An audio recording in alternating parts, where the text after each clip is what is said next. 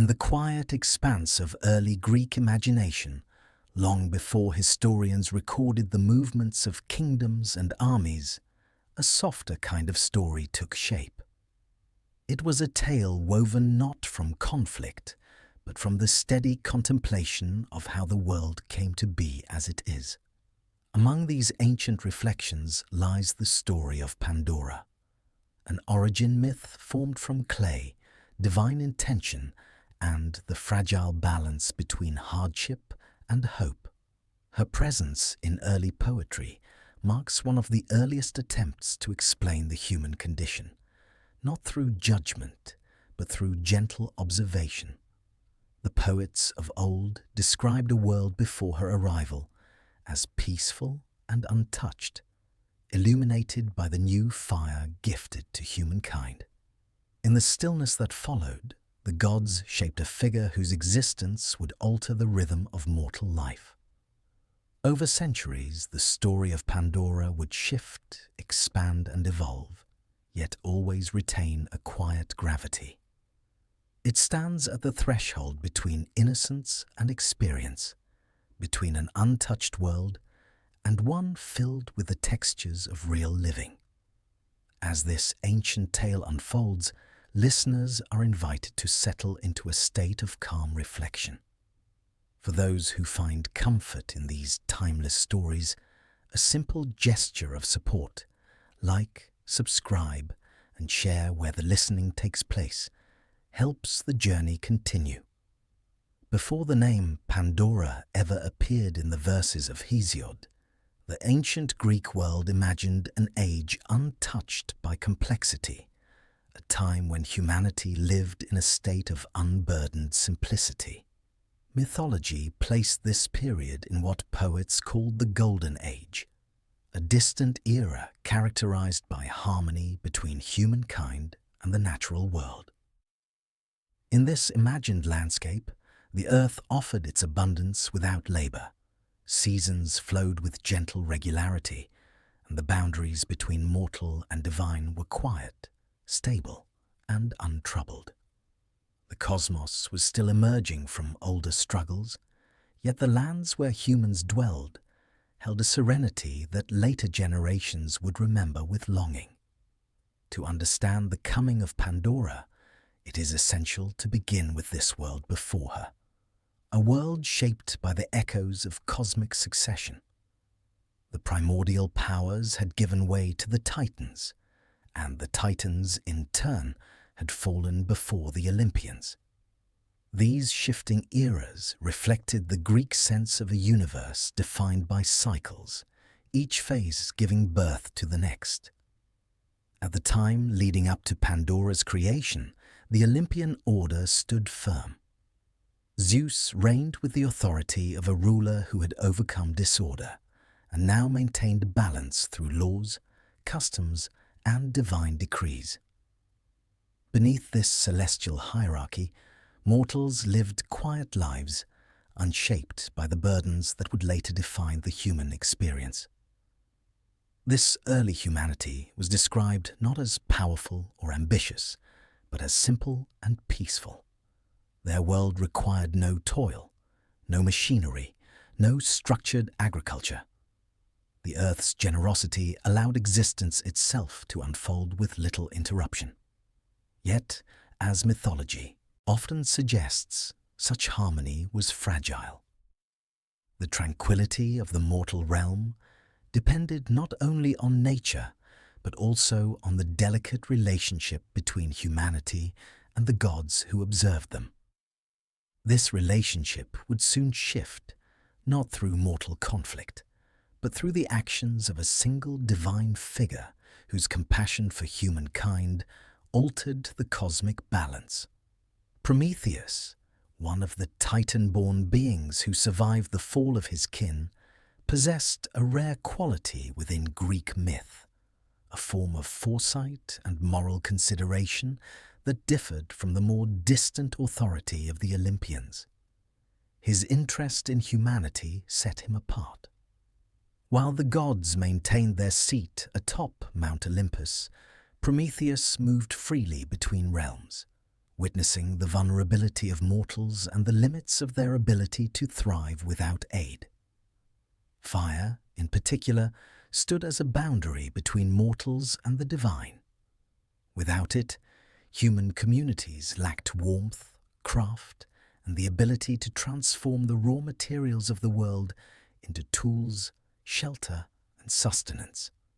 The creative spark of fire remained the exclusive possession of the gods, who guarded it carefully. To grant such a force to humanity meant elevating them beyond the passive, idyllic existence they had known. It would mark the beginning of ingenuity, ambition, and technique, qualities that defined later Greek civilization. But to Zeus, the preservation of distinctions between mortals and gods served an essential purpose. Order depended on hierarchy, and hierarchy depended on limits. Prometheus perceived the matter differently. Seeing fire withheld from humanity suggested an imbalance, a denial of potential. Greek poets told that he chose to intervene, not out of rebellion for its own sake, but from a sense of guardianship. He stole fire from the divine forge, concealed it within a hollow stalk of fennel, and carried it down to earth. This moment, often presented as a bold theft, is equally framed as an act of giving, a gift that expanded human capability and altered their relationship with the natural world. Fire allowed mortals to cook, craft, forge metals, illuminate darkness, and fend off cold. It symbolized the beginning of human skill.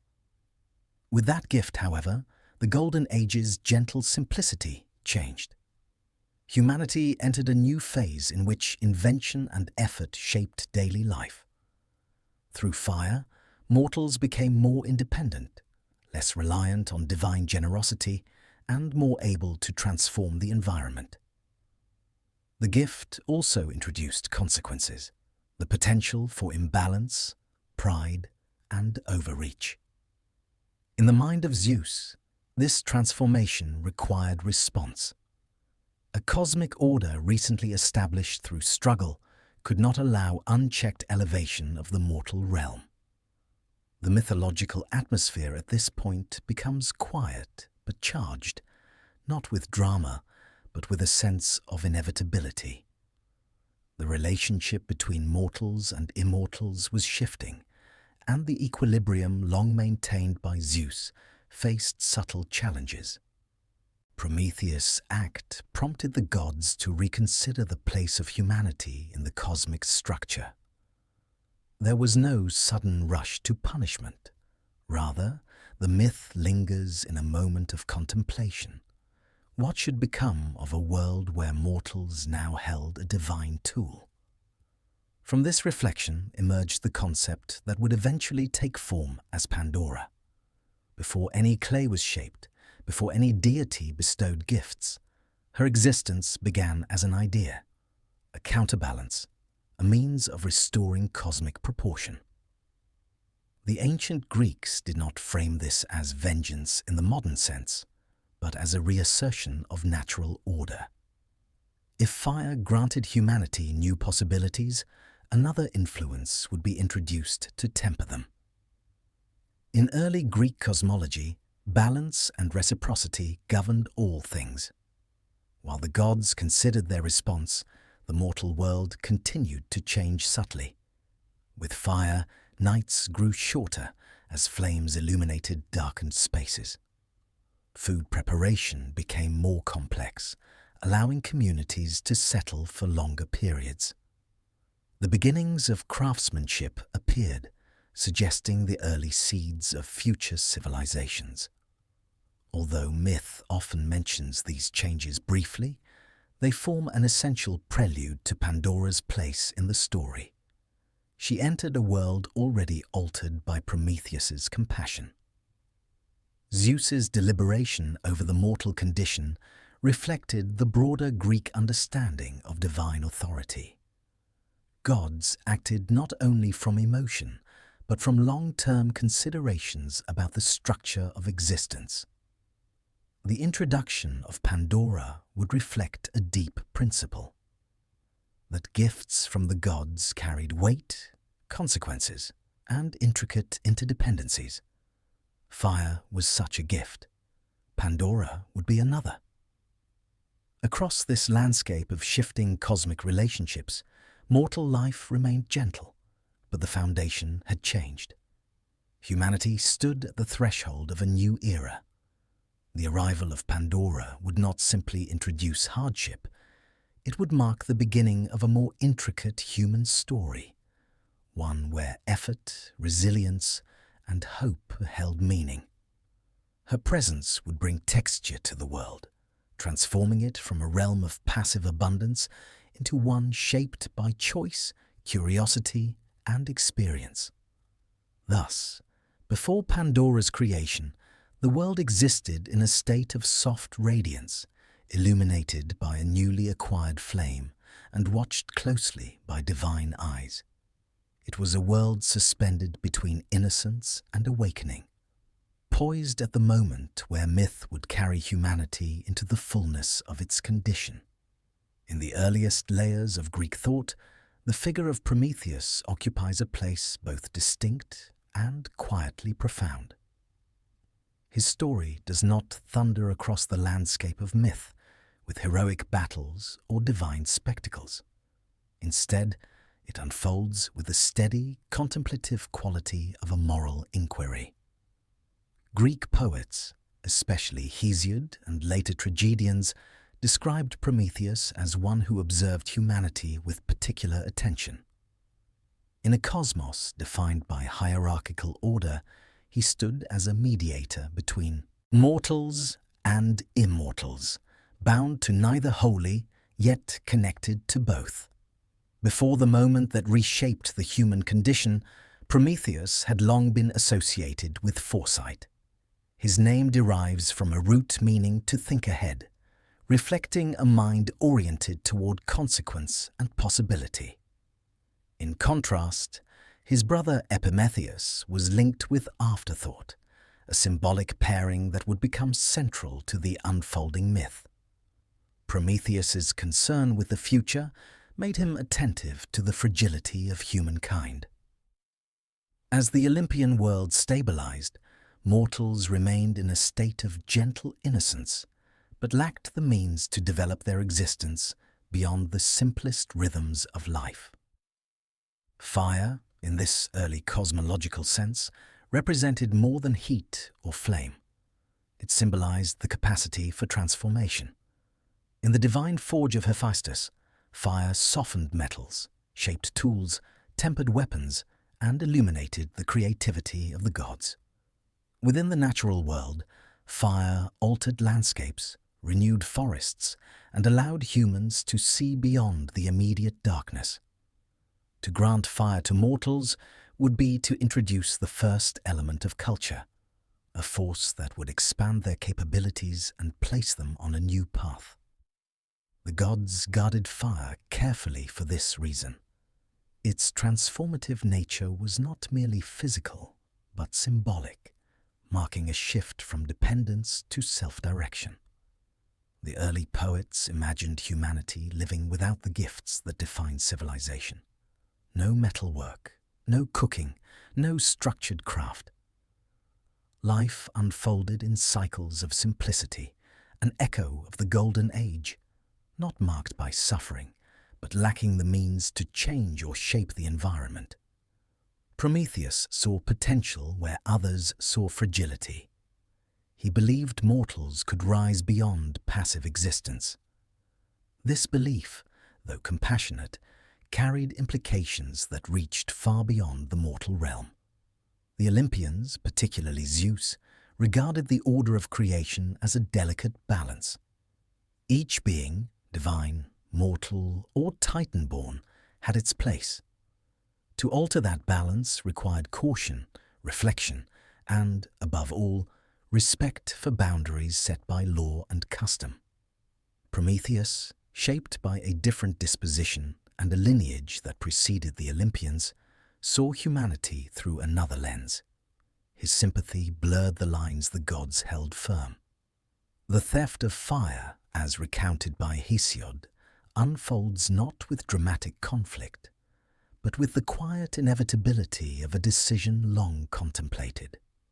Prometheus entered the divine realm where fire burned eternally. Whether he approached the forge of Hephaestus directly or obtained the sacred flame from a guarded hearth varies across sources, yet the essence remains unchanged. He removed fire from its rightful place and concealed it for the journey to earth. The fennel stalk, mentioned in later traditions, served as a vessel capable of preserving a small ember without drawing attention. It symbolized both practicality and subtle defiance. When Prometheus descended to the mortal world, the gift he carried held the weight of a philosophical turning point. For the first time, humans could shape their environment rather than merely inhabit it. Flame lit the darkness, warmed the cold, roasted food, hardened clay, and allowed tools to take form. Through fire, mortals discovered technique, techne, a concept that would later define Greek culture, encompassing craftsmanship, artistry, knowledge, and skill. Fire was the foundation of all these advancements. The ancient storytellers portrayed humanity's reception of fire not as celebration, but as transformation. Life grew more intricate. Tasks emerged where once there had been none. Wood needed to be gathered, hearths built, and embers preserved. The presence of fire changed the symbolism of day and night, shaping the cycles of community life. Although the myth does not describe immediate hardship, it marks the beginning of differentiation. Mortals became beings who shaped their surroundings rather than passively receiving nature's gifts. Prometheus's act quickly reached the attention of Zeus. The ruler of the gods, often depicted with a watchful eye over mortal affairs, understood the long-term implications more clearly than any other deity. The Olympian realm had recently secured order after a prolonged period of cosmic rivalry. The gift of fire threatened not the stability of the gods themselves, but the balance between realms. Mortals now possessed a force once confined to Olympus, narrowing the symbolic boundary between divine and human. In Greek thought, such a shift required correction, not as retribution in the modern sense, but as a rebalancing of forces. The cosmos operated through reciprocity. Advantages gained by one realm introduced consequences in another. Fire elevated humanity, so another element would be introduced to restore equilibrium. The story thus moves not toward revenge, but toward the creation of a new influence in the mortal world, an influence that would eventually take shape as Pandora. Prometheus's theft also reflected a deeper tension between foresight and authority. His intention was grounded in long-term vision for humanity, yet his action disrupted the framework established by Zeus. This contrast underlies much of Greek mythology. The interplay between personal insight and cosmic rule, between individual action and overarching order. Prometheus acted with care, but outside the permissions of the divine hierarchy. As the implications unfolded, Zeus began to plan a response that would subtly reshape humanity's future. Rather than removing fire or reversing the transformation it brought, the gods chose to introduce new dimensions to mortal experience: labor, effort, uncertainty, and the awareness of consequence. These would not be imposed suddenly, but through the introduction of a figure crafted with unmatched skill, a being who embodied both beauty and enigma, whose presence would alter the texture of human life. This quiet transition from Prometheus' gift to Zeus's contemplation reflects the structure of early Greek storytelling. Myths were not rushed or fragmented, but layered, allowing each event to rest upon the last. The mortal world, now alight with flame, awaited the next development, unaware of the shape it would take. In this moment, before Pandora's creation, humanity stood between two states, one of ease and one of complexity. Fire had brought possibility. The gods would now bring balance. Between these two movements, the compassion of Prometheus and the measured response of Zeus, the myth of Pandora would emerge, carrying with it a symbolic interplay between gift and consequence, hope and hardship, creation and change. Thus, the theft of fire did not merely ignite a flame on earth. It illuminated the path toward a richer, more intricate human story, setting the stage for the arrival of the first woman whose presence would echo across ages of Greek imagination. In the stillness that followed the arrival of fire among mortals, the balance of the cosmos entered a quiet, reflective phase. The light that now glowed in human dwellings marked more than a practical shift. It represented a change in the relationship between humanity and the divine, a subtle redefinition of roles that reached the attention of Zeus. As ruler of the Olympians, Zeus observed the transformation with an awareness shaped by long experience. He had brought order to a universe once ruled by titans, shaped laws that defined divine conduct, and established a hierarchy meant to endure. When Prometheus granted fire to humanity, the steady structure of this order trembled, not from rebellion, but from a new proximity between mortal and immortal realms. Zeus's response did not erupt with sudden anger, as later retellings sometimes imply. In Hesiod's quieter, more reflective narrative style, the decision took shape as a deliberate act of governance. Fire, once reserved for the gods, had now passed to mortals. This gift granted humanity a capacity for innovation that could not be withdrawn without provoking further imbalance. The transformation had already begun, and mortals would not easily return to their earlier state of simplicity and dependency. Zeus, therefore, sought a response that would preserve equilibrium while allowing the world to move into its next phase. The divine plan that followed unfolded with the calm logic of mythic symmetry. In Greek cosmology, every gift carried a counterweight, and every elevation introduced responsibility. Fire expanded human potential. Another influence would now temper that expansion. Zeus resolved to introduce a being into the world, a creation not of punishment, but of adjustment. This decision marked the beginning of Pandora's story, long before her name was spoken or her form shaped. To understand Zeus's reasoning, it is necessary to look at the structure of divine order as the Greeks imagined it. The Olympian worldview emphasized proportion, harmony, and the natural limits that defined existence. Mortals lived within cycles of birth, growth, and eventual decline. Gods remained beyond those cycles, watching over the world from a distance that preserved their authority. When Prometheus extended a divine capability across that boundary, he shifted humanity closer to self-reliance. The act was generous, but it altered the terms that supported cosmic stability. Zeus's contemplation did not involve fear, but foresight. Mortals, equipped with fire, would inevitably progress. They would learn to cultivate land with greater intention, to forge metal tools, to defend themselves, to create art, and to remember their own past.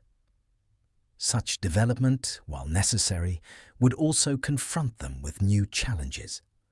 Hunger in seasons when the earth did not cooperate, illness that fire alone could not cure, and the complexities that arise when societies grow interact and contend with their own ambitions. These experiences would require a counterbalancing element, an introduction that would help shape humanity's journey with both difficulty and resilience. This was the context in which Zeus designed his response. He called upon Hephaestus, the divine craftsman, known for shaping metal with precision and clay with quiet artistry. But before a single form was molded, the concept of Pandora emerged as a philosophical solution. She would be a creation both wondrous and enigmatic. Unlike previous divine interventions, Pandora would be neither blessing nor curse, but a convergence of many qualities. Her presence would shift the mortal world toward complexity, granting depth to the human experience. The plan also involved the participation of other Olympian deities. This collaborative act reflected the gravity of the decision. Athena, with her affinity for wisdom and craft, would contribute knowledge and skill. Aphrodite would offer beauty and the grace that accompanied it. Hermes would bestow qualities more subtle: curiosity, speech, and a lively intelligence. Each gift, layered upon the next, formed the foundation of Pandora's name, Pandoron, all gifted. The balanced nature of the plan becomes clearer when considering how Greek thinkers interpreted these qualities. Pandora was not shaped as a source of malice or intentional harm. Instead, her attributes represented the full spectrum of influences that shape human life: attraction, creativity, desire, uncertainty, curiosity, and the pursuit of understanding. In the framework of Hesiod's worldview, these traits introduced both possibility and challenge. With them came new dimensions of experience that would lead humanity away from the passive abundance of earlier ages and into a world defined by effort, choice, and consequence. Zeus' design also carried a symbolic lesson. Mortals, newly capable through fire, would now confront the unpredictable nature of existence. Pandora's arrival would illuminate the truth that gifts from the gods, no matter how wondrous, came with responsibilities and outcomes that extended beyond immediate appearance. The story thus functioned as an early reflection on the duality inherent in human life: the intertwining of joy and hardship, curiosity and caution, beauty and eventual realization. As these ideas coalesced in the divine realm, the atmosphere of Olympus shifted into a state of purposeful preparation. Hephaestus began to craft the initial form, but the deeper significance of the creation rested in Zeus's conceptual design. Pandora would not simply enter the world, she would transform it, much as fire had done. But where fire illuminated and empowered, Pandora would deepen and complicate, bringing texture and dimension to the human condition. This unfolding plan also reflected a significant theme in Greek thought. The change is often born from balance rather than opposition. Prometheus had shaped the mortal world through an act of generosity. Zeus's response, though deliberate, carried its own kind of thoughtful intention. The interaction between these two forces created a story that explored not conflict, but the interplay between differing visions of humanity's place in the cosmos. As the preparations continued, the quiet world of mortals remained unaware of the turning tide. Fire crackled in new-built hearths, casting shadows on the earth that had never before known flickering light. Communities adapted to their newfound capability, unaware that the next great shift in their experience would arrive not through material force, but through the presence of a single crafted being. The world stood on the threshold of her arrival, And though the myth does not describe anticipation among mortals, the symbolic structure of the story places this moment as a deep pause before transformation. Thus, Zeus' response to the theft of fire was not a simple act of retribution. It was a considered reshaping of the cosmic balance. Through Pandora, the mortal world would enter a new era, one defined by the intertwined forces of challenge and resilience, uncertainty and hope. Her creation would mark the transition from an age of effortless living to an age where the full spectrum of human experience could unfold.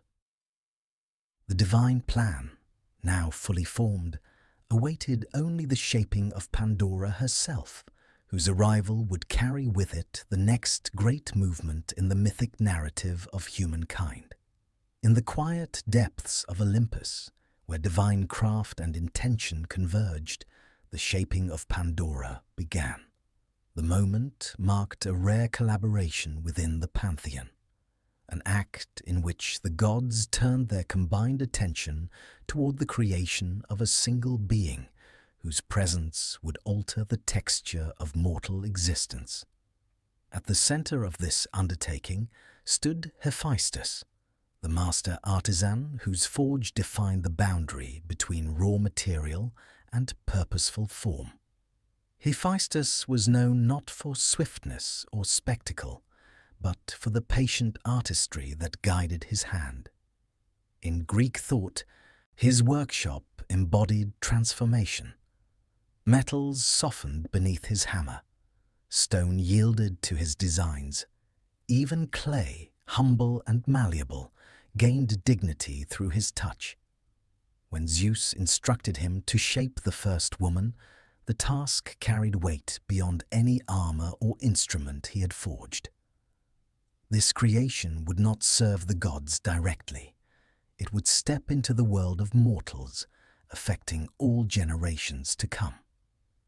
Yet Hephaestus approached the assignment with the same deliberate calm that characterized his craft. The earliest poets described Pandora's material origins with clarity. She was shaped from earth and water. Clay, in its simplicity, represented the bond between humans and the land that sustained them.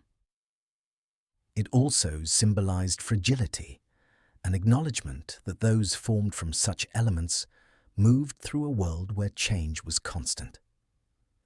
Hephaestus took this clay and began forming the contours of a human body, guided not by haste, but by measured design. Each curve, each gesture, each detail reflected a purpose rooted in the divine plan. The Greeks imagined this act of creation as one suffused with artistry rather than magic. The motions of the divine craftsman resembled those of human sculptors who would later carve statues from marble. Yet the difference lay in intent. Human artists sought representation, while Hephaestus shaped a living form. The clay figure before him gradually took on the outline of a woman, delicate, refined, and filled with an essence that suggested both beauty and mystery. As the form emerged, the workshop grew still, for this was no ordinary creation. Hephaestus's hammer remained silent, replaced by the movements of his hands smoothing clay, lifting features into shape, and defining the physical presence that Pandora would carry into the world.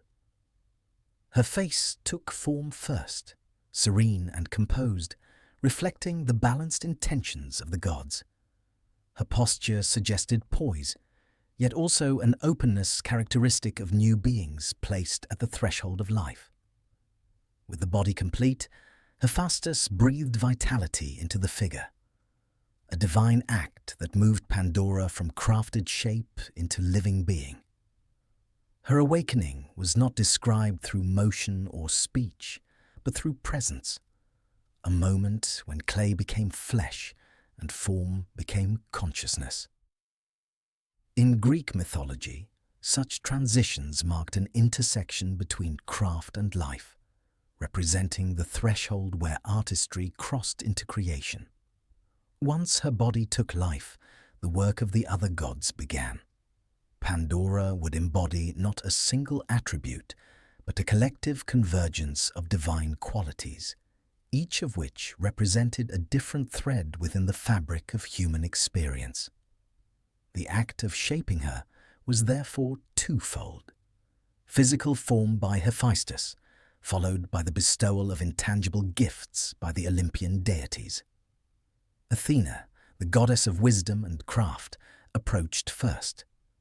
She clothed Pandora in garments woven with the precision and beauty that defined her domain. The robe she provided was more than adornment.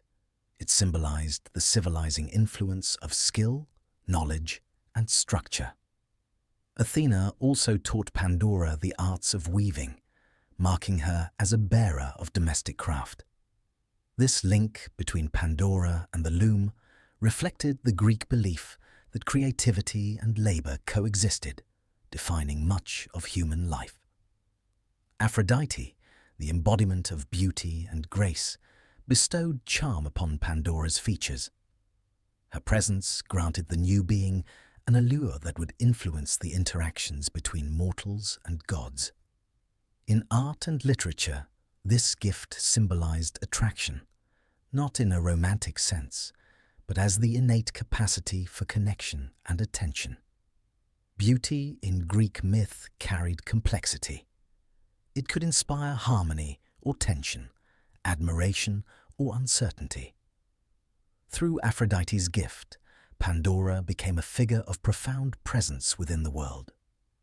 Hermes, the messenger and guide of travelers, approached with a different intent. He offered the gift of speech and a quickened mind, granting Pandora the capacity to observe, question, and respond to the world around her. Alongside these qualities came a subtle inclination toward curiosity, a trait that would later become central to her myth. In the hands of Hermes, curiosity was not a flaw, but a natural extension of intelligence, a force that moved beings toward discovery and understanding.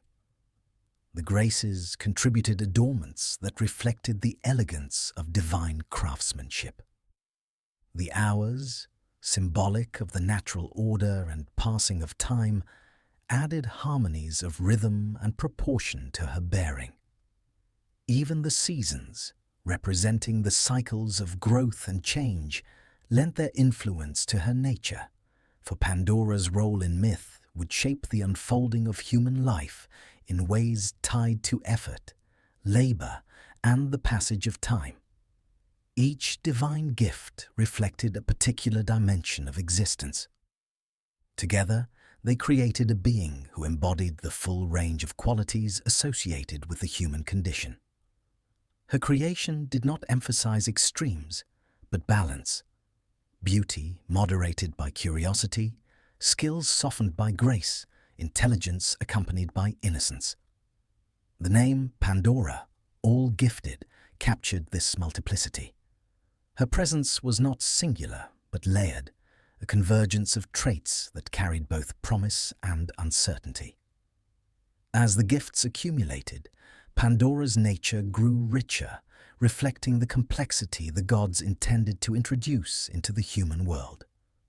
Nothing in her creation suggested malice or intentional harm. Instead, she was crafted with harmony in mind, though her arrival would bring profound change. This duality mirrors the structure of Greek myth, where forces often carry intertwined potentials, neither wholly beneficial nor wholly burdensome. When the final touches were complete, Pandora stood in the workshop as a being shaped by many hands. The clay of her origins remained symbolically present beneath her refined appearance, reminding all that she belonged to the mortal realm. Yet the divine gifts gave her an aura that transcended her material form. She occupied a unique place in myth, born of divine craft, but destined to walk among mortals. This moment of completion marked a turning point in the narrative. The world had never before seen a creation of such collaborative intention. She was not shaped to remain in Olympus. Her path lay in the realm of humanity, where her presence would shape the unfolding story of labor, hardship, resilience, and hope. The gods had given her form and nature.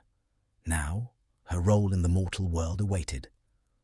Thus, through the careful hands of Hephaestus and the collective influence of the Olympians, Pandora emerged, a figure born of artistry, symbolism, and the need to balance the cosmic order. Her creation stands as one of the most intricate acts in Greek mythology, marking the moment when divine intention took human shape, preparing to enter a world on the verge of transformation. Once the shaping of Pandora's physical form reached completion, the halls of Olympus entered a quiet phase of ceremonial preparation. Her arrival as a living being signaled the beginning of a momentous sequence in the mythic order, but her form alone did not yet reflect the depth intended by Zeus. The Olympian gods, each a keeper of distinct powers and domains, approached in turn to bestow qualities that would shape her nature, her presence, and her influence upon the world of mortals. The process unfolded not abruptly, but with a measured rhythm, as though each gift required a pause for contemplation before the next could be given. In Greek literature, the naming of Pandora, Pandoron, all gifted, derives from this collaboration of divine contributions. Hesiod's verses describe her as the recipient of many influences, each reflecting an aspect of human experience. Rather than creating a single defining trait, the gods layered her nature with a breadth of qualities, emphasizing the complexity that would accompany her role in the unfolding story of humankind. These gifts, intricate and symbolic, provide a window into ancient Greek understandings of character, fate, and the delicate interplay between beauty and uncertainty. Athena approached first after Hephaestus completed Pandora's form. As the goddess of wisdom, craftsmanship, and the arts of weaving, Athena offered gifts concerned with skill and moderation. She placed a finely woven garment upon Pandora's body, a robe that hinted at the presence of order, structure, and craft within human culture. The robe was not simply clothing. It represented the civilizing influence of skill and the transformative power of knowledge. Athena also placed a veil upon Pandora's head, a detail that ancient poets included to symbolize dignity, modesty, and the subtlety of hidden thoughts. Through Athena, Pandora received the foundation of orderly skill, a gift that aligned humanity with the arts of shaping, organizing, and creating. Following Athena came Aphrodite, whose influence added another dimension altogether. As the embodiment of grace, beauty, and the gentle allure that captivates both mortals and immortals, Aphrodite bestowed upon Pandora a charm that softened her presence into something uniquely compelling. In myth, beauty is never a simple trait. It carries consequences, draws attention, and influences the actions of those who encounter it.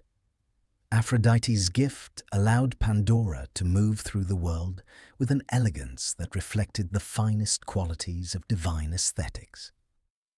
Her face, posture, and bearing were touched with the subtle radiance that Greek poets associated with harmonious form. The Graces followed Aphrodite, adding adornments that enhanced the refinement of her appearance. They placed circlets of delicate craftsmanship upon her head and draped her in ornaments symbolizing elegance and social harmony. In Greek tradition, the Graces presided over the pleasant qualities of life, joy, charm, and the smoothness of social interaction. By contributing to Pandora's adornment, they added notes of refinement that softened the edges of the world she would enter. Their presence within her creation suggested the future importance of social bonds, communal relationships, and shared experiences among humans. Hermes arrived next, carrying with him the subtle and intricate qualities that shape communication, thought, and the inclination toward inquiry. He offered Pandora the capacity for articulate speech, an essential trait that marked her as fully human. Alongside speech came intelligence, quick, agile, and capable of perceiving the world beyond its surface. Hermes also granted a particular form of curiosity, a gentle but persistent tendency toward exploration. Hesiod described this gift as a cheerful mind, though it carried the dual potential of insight and uncertainty. Through Hermes, Pandora gained the lively mental activity that distinguishes human consciousness. Yet Hermes's gifts extended further. He added the ability to persuade, a quality that in Greek thought held both constructive and ambiguous potential. Persuasion, or peitho, was considered an active force in human society, shaping agreements, decisions, and relationships. It could foster cooperation or invite misinterpretation, reflecting the nuanced nature of communication. By granting Pandora this dimension, Hermes ensured she would hold a central place in the unfolding web of interactions between mortals and the divine. The seasons, or horai, approached afterward, bringing qualities tied to natural order and the rhythm of life. They bestowed harmony of movement and proportion, expressing the alignment of living beings with the cycles of nature. These gifts emphasized that Pandora, though crafted by divine hands, would exist within the temporal world. She would move through time, experience change, and influence the unfolding patterns of human life. Finally, Zeus himself offered a quality often misinterpreted or oversimplified. He placed within Pandora a sense of unpredictability, not as malice, but as a reminder that human existence is shaped by forces both known and unknown. This quality echoed the Greek understanding that mortal life contains elements beyond control, shifts in fortune, unexpected outcomes, and the interplay of desires and consequences.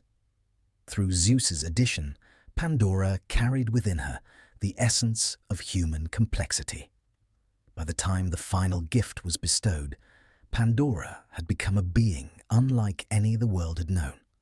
She embodied beauty, skill, curiosity, intelligence, grace, and subtle unpredictability. Her name reflected this fullness, and her presence radiated a calm yet powerful influence. Greek myth does not describe her as inherently harmful or dangerous. Instead, she is portrayed as a bearer of depth, a figure whose existence introduces layers of meaning into the human story. The nature of the gifts also reveals how the Greeks perceived humanity itself. Beauty and charm reflected the social and aesthetic capacities of civilization. Skill and craftsmanship represented the constructive dimensions of culture. Curiosity and intelligence pointed toward exploration, learning, and change. Persuasion suggested the complexity of social relationships. Unpredictability expressed the shifting currents of fate. Together, these qualities formed an image of humanity that was neither idealized nor diminished, but balanced between light and shadow. Pandora, through these gifts, became a symbol of the multifaceted world humanity would soon inhabit. Her creation marked the culmination of divine collaboration, a merging of intentions that carried both care and calculation. She stood in the workshop of Hephaestus, not as a symbol of punishment, but as a reflection of the intricate forces that shape human experience. When the gods withdrew after their final contributions, Pandora remained in quiet stillness, her presence now fully realized. The next stage of her journey awaited, the moment when she would be presented to Epimetheus, stepping from the divine realm into the world of mortals. But for now, she stood poised at the threshold of myth, carrying within her the full measure of gifts that would define her enduring legacy. Thus, the assembling of divine qualities completed the vision Zeus had set into motion. Through the gifts of the Olympian gods, Pandora became more than a crafted figure. She became a living representation of the richness and complexity of the human condition, preparing to enter a world forever changed by her arrival. The name Pandora occupies a unique place in the study of Greek mythology. Although simple at first glance, it carries layers of meaning that reveal how the ancient Greeks viewed creation, humanity, and the complex forces that shape mortal existence. Derived from the words pan, all, and doron, gift, Pandora's name has traditionally been interpreted as all-gifted, a reflection of the many attributes bestowed upon her by the Olympian gods. Yet the name is richer and more multifaceted than a single translation can express. It touches upon deeper ideas within Greek thought, the relationship between divine intention and human experience, the duality of blessing and burden, and the enduring condition of life shaped by both beauty and uncertainty. To understand the significance of Pandora's name, it is helpful to consider the context in which it emerged. In Hesiod's works, the earliest surviving accounts, Pandora appears not simply as a figure created to counterbalance the gift of fire, but as a symbolic expression of humanity's transition into a world defined by complexity. Her name reflects this duality. While the gifts she receives from the gods enhance her form and presence, they also represent the full range of qualities that influence human life. In this sense, all gifted does not refer solely to the positive aspects of divine favor. Instead, it encompasses the entire spectrum of attributes, pleasant, challenging, and ambiguous, that shape the human condition. Hesiod's choice of name also invites reflection on the Greek understanding of gifts themselves. In Greek culture, adoron was not necessarily a simple act of generosity. Gifts often carried obligations, expectations, and consequences. Divine gifts especially demanded careful consideration. They were powerful, transformative, and capable of altering destinies. Pandora's very existence embodied this principle. Each god's contribution, beauty, intelligence, curiosity, speech, grace, was a gift in its own right, but together they formed a being whose presence would introduce new dimensions of life for mortals. Through Pandora, humanity received the fullness of divine influence, and with it a new trajectory of existence. The language itself reflects the subtlety of ancient Greek thought.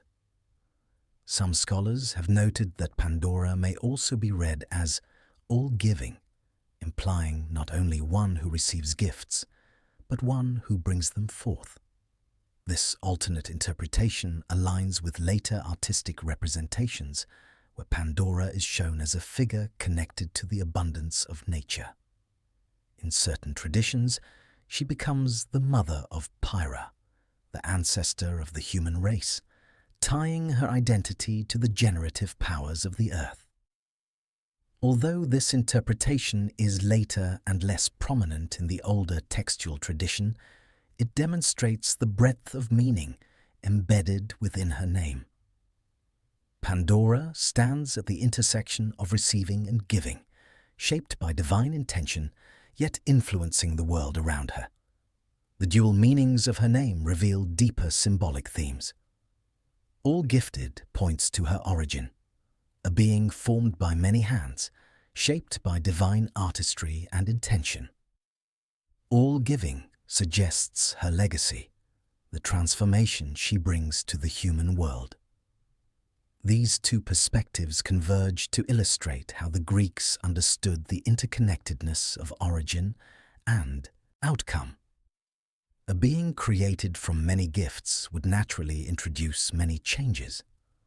Her name, therefore, acts as a bridge between creation and consequence, between divine craft and mortal experience. Each gift bestowed upon Pandora held significance within Greek ideology. Beauty, for instance, was not merely aesthetic. It served as a force that could inspire harmony or provoke tension. Intelligence enabled insight, but also opened paths to misjudgment. Curiosity propelled knowledge forward, but could lead to unintended outcomes. Persuasion fostered communication, yet it carried the possibility of misunderstanding. The presence of charm softened social interactions, but also introduced the complexities of desire and attention.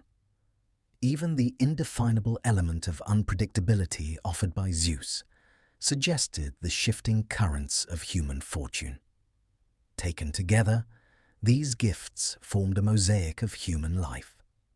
Pandora became not just a crafted individual, but a symbolic embodiment of the diverse qualities that influence existence. Her name reflected this unity of elements. She contained within herself the totality of gifts that shape humanity's journey from simplicity toward deeper experience.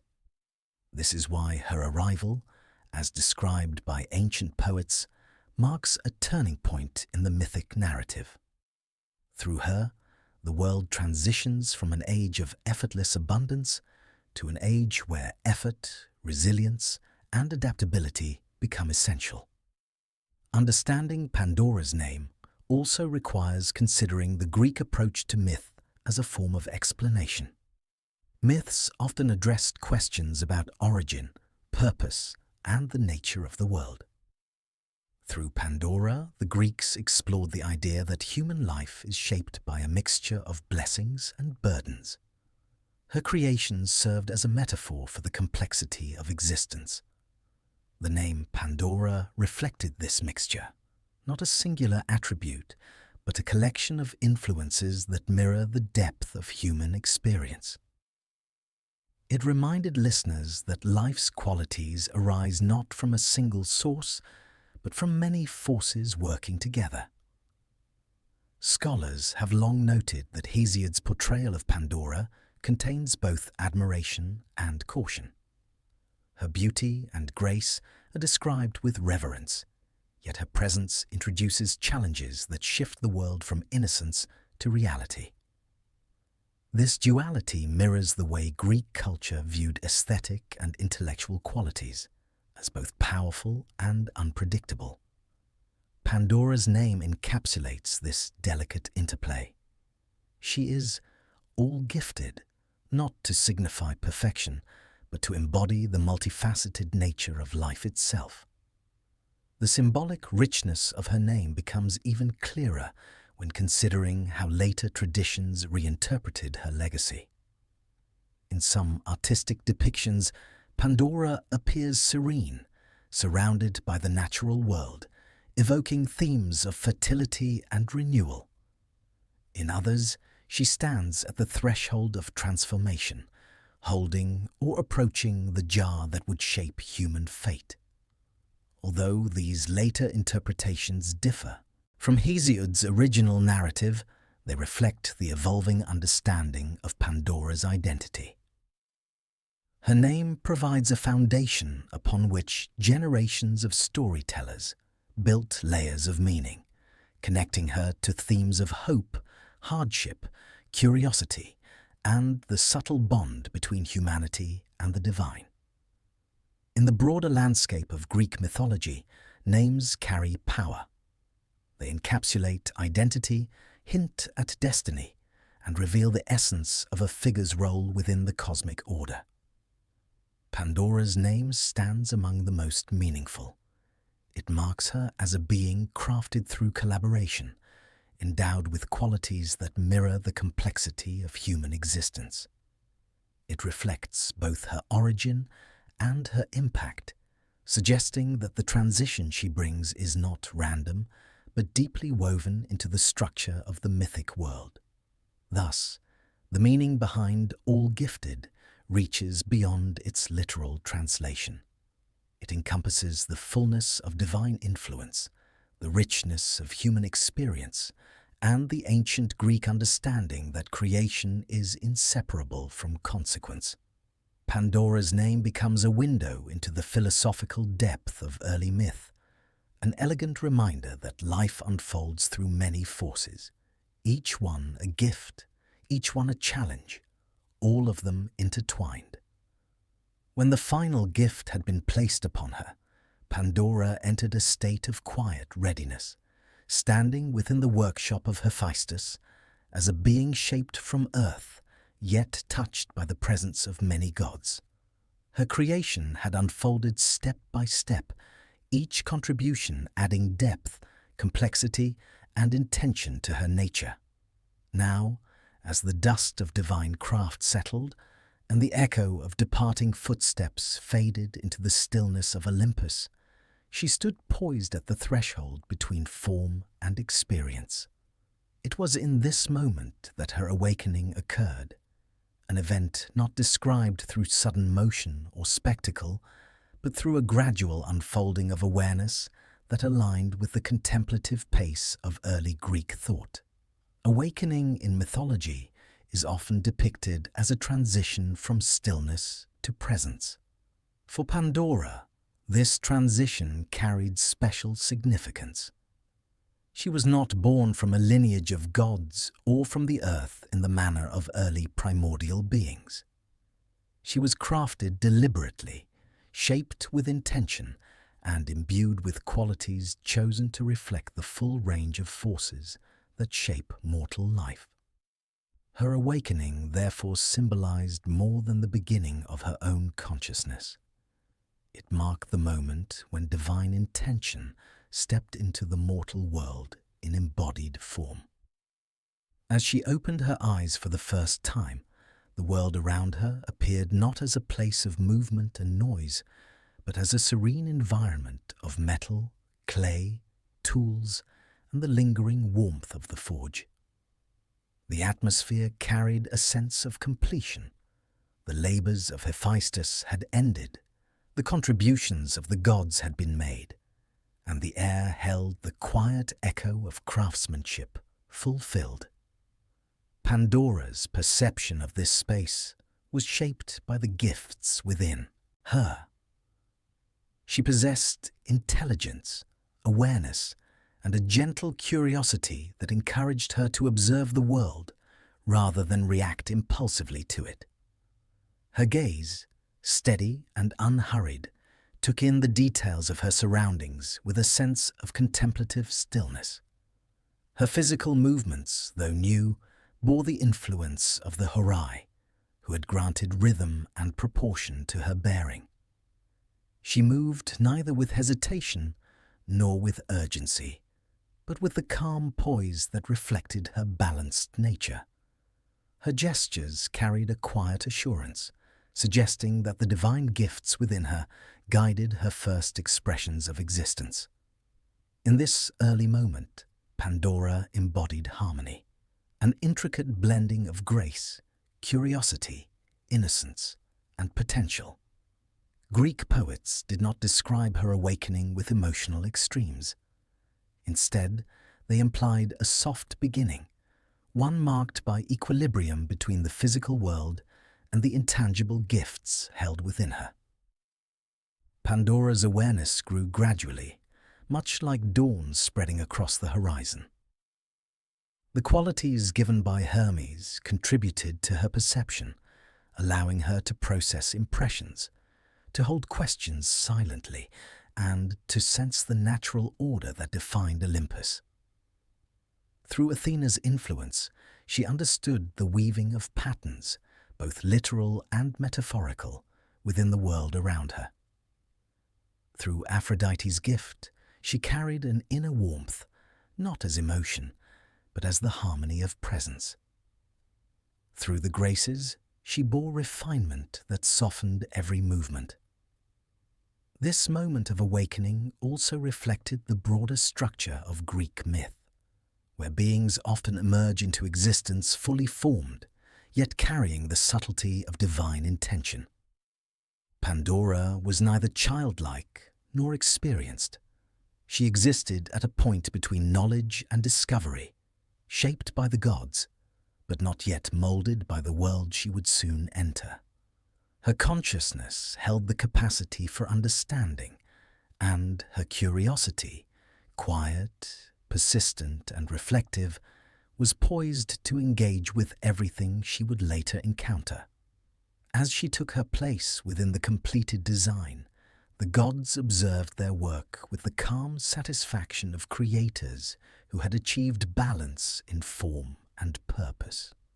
Although they no longer hovered visibly around her, their presence lingered in the gifts she carried.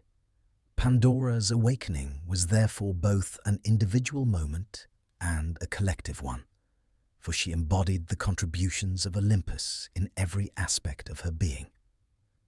Within her, beauty, intelligence, craft, charm, and subtle unpredictability converged into a single figure, ready to take her first steps into the world shaped for her. Her awakening did not bring immediate knowledge of her purpose. Greek mythology often leaves such understanding to unfold naturally through experience rather than revelation.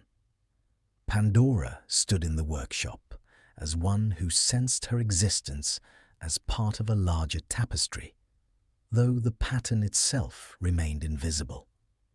Her nature was complete, yet her story had not begun.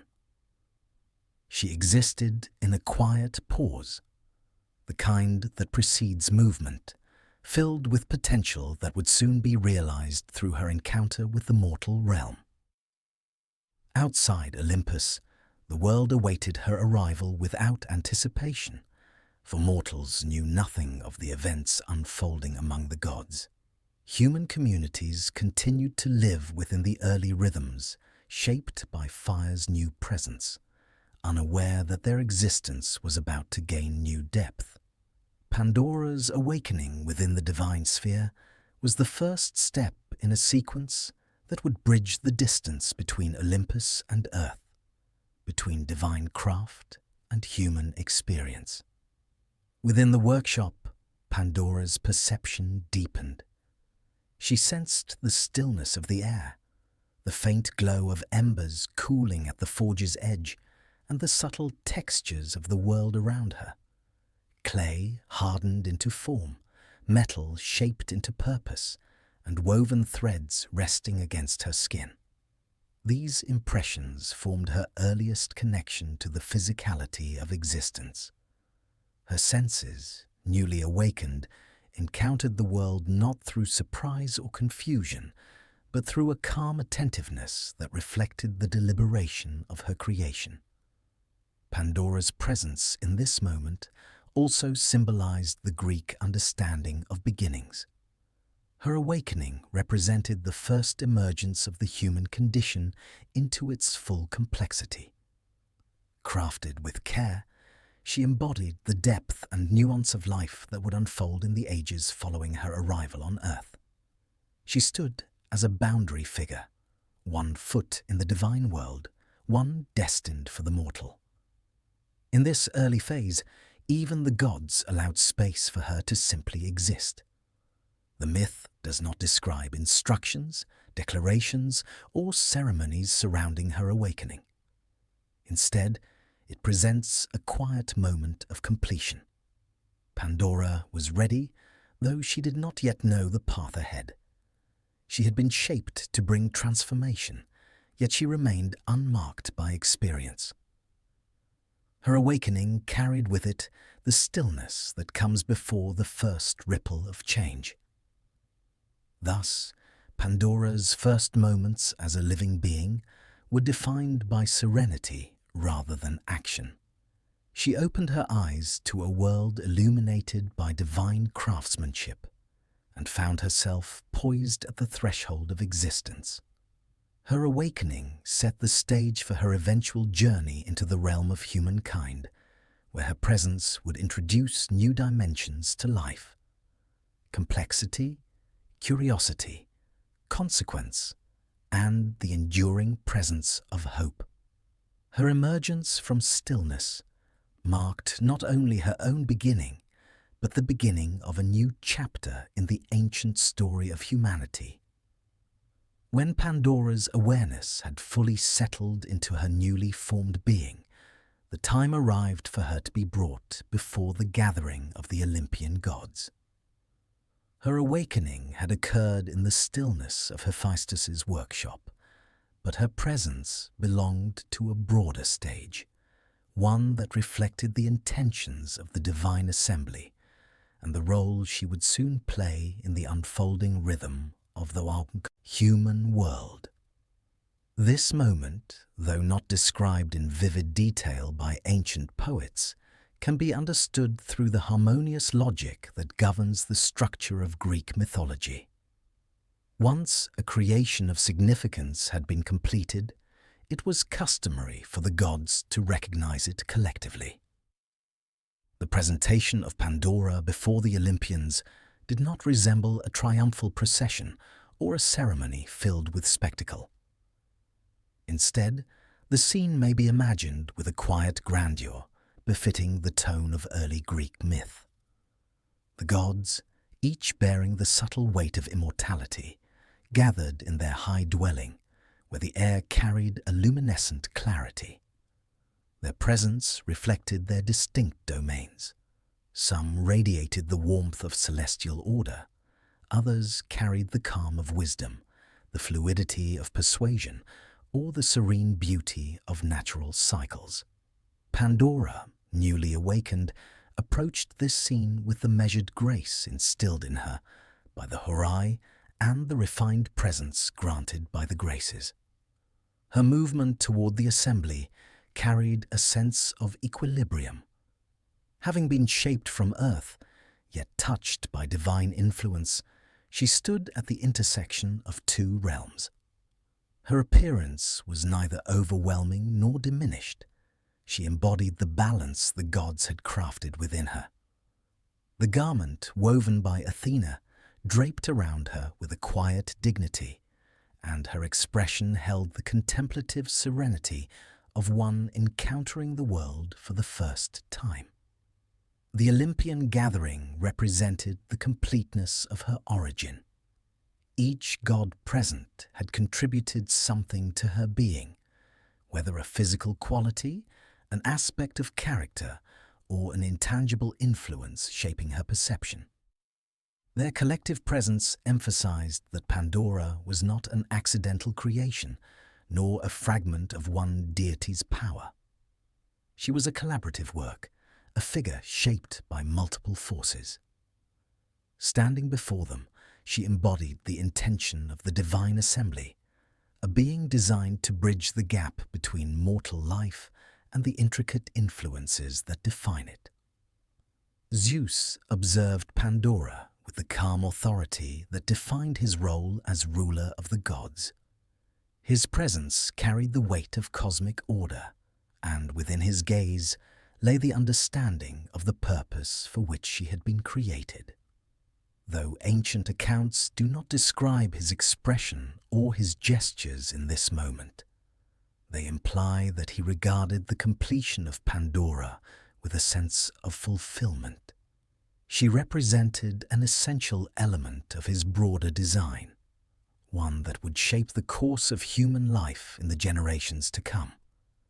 Nearby stood Athena, whose influence remained visible in Pandora's bearing. The goddess of wisdom and craft understood the intricacies of creation more deeply than most. Within her presence, Pandora's quiet poise found resonance. Athena's robe and veil had bestowed dignity and structure upon the new being, and their presence reflected the civilizing influence that Athena embodied. Aphrodite's serene radiance also contributed to the atmosphere. Her gift of beauty had endowed Pandora with a harmonious presence that caught the eye without force. The grace she carried, enhanced by the adornments of the Graces, reflected the refined qualities of elegance and charm. These traits were not tools, but expressions of the natural harmony that the gods wished to weave into the world of mortals. Hermes, with his subtle and agile presence, observed Pandora with the knowing calm of one attuned to human potential. His contributions, curiosity, intelligence, persuasive capability, would shape the unfolding narrative in ways neither harsh nor simplistic. The qualities he had bestowed ensured Pandora would bring depth to human interactions, fostering exploration and dialogue. The Horai, standing with the soft radiance of the seasons, represented the cycles of nature and the order underlying all living things. Their presence affirmed Pandora's place within the rhythm of time. Although she was crafted by gods, she would live within the temporal world, moving through experiences shaped by change. As Pandora stood before the assembly, she remained still and receptive. The world she observed was one of measured grandeur, not overwhelming in its scale, but steady in its divinity. Her perception, shaped by the gifts within her, allowed her to absorb the scene with calm attentiveness. She did not yet comprehend the full significance of the moment, but her awareness grew with each quiet detail. The shimmering light, the poised postures of the gods, the subtle movement of air across Olympus. In Hesiod's accounts, Pandora is often described through the lens of her role in human destiny. Yet moments, such as her presentation before the gods, reveal the philosophical depth of her mythic identity. She was not a passive figure, nor a being defined solely by her future actions. Her creation and presentation illustrated the ancient Greek understanding that significant transformations begin with deliberate intention. Her presence before the Olympians symbolized the acknowledgement that she was complete, a being ready to fulfill the purpose woven into her existence. The gathering also emphasized the collaborative nature of her creation. In Greek myth, when multiple gods contribute to the making of a figure, that being carries a multifaceted significance. Pandora's presence before them unified these diverse contributions into a single identity. This unity reflected the complex nature of the human condition that she symbolized. Beauty intertwined with curiosity, intelligence paired with unpredictability, grace balanced with persuasive capability. Pandora's identity encompassed all these elements, each one harmonized into her form. The moment of presentation also underscored the transition from creation to action. In the myths, such transitions are often subtle. Rather than declaring a dramatic purpose, the gods simply acknowledged the completion of their work. It was this quiet recognition that signaled Pandora's readiness to enter the narrative of the mortal world. She stood at the threshold of mythic movement, prepared to step from the realm of the gods into the unfolding story of humankind. The Olympian gathering remained serene, reflecting the timeless calm that pervades the upper realms in many Greek accounts. No speeches were recorded, for the mythic tone emphasizes contemplation over proclamation. Instead, the scene existed as a moment of alignment, a point where divine intention, craftsmanship, and possibility converged. Pandora's presence completed the sequence of creation, preparing her for the next phase of her journey. When the gathering dispersed, the space around Pandora shifted subtly. The luminous atmosphere of Olympus remained, but the focus had changed. Her creation was complete. Her awakening had occurred. Her presentation before the gods had affirmed her identity. Now, she awaited the moment when she would descend into the world of humans, bringing with her the full measure of the gifts placed within her. Part by part, the myth continued to unfold. Pandora stood poised at the threshold of transformation, prepared to step into a world where her presence would shape the human story in ways both profound and enduring. With her creation recognized and her presence acknowledged among the assembled gods, Pandora reached a quiet point of transition. She had awakened within the radiance of Olympus, shaped by divine intention and surrounded by the serene expanse of the celestial realm. Yet her purpose did not lie among immortals. The design woven into her existence pointed toward another domain, one marked by shifting seasons, mortal breath, and the rhythms of daily living. The time approached for her to depart from the heights of the divine world and begin her journey toward the realm of humankind. This descent, though not described explicitly by ancient poets, follows the symbolic pattern found in many Greek myths.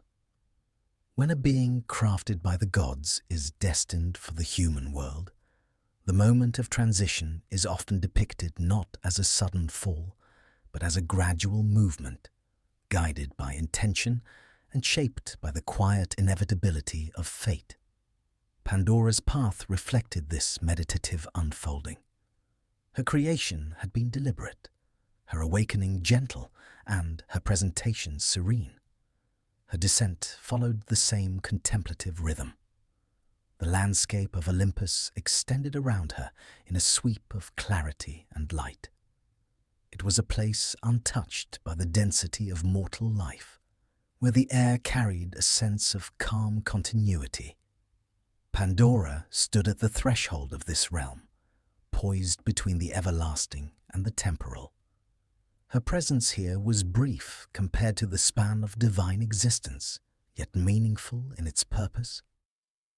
The gifts within her, intelligence, curiosity, grace, persuasion, beauty, and subtle unpredictability, were not meant to remain secluded among immortals. They were meant to enter the world below, to influence the experiences of mortals and introduce a depth that had not yet existed among them.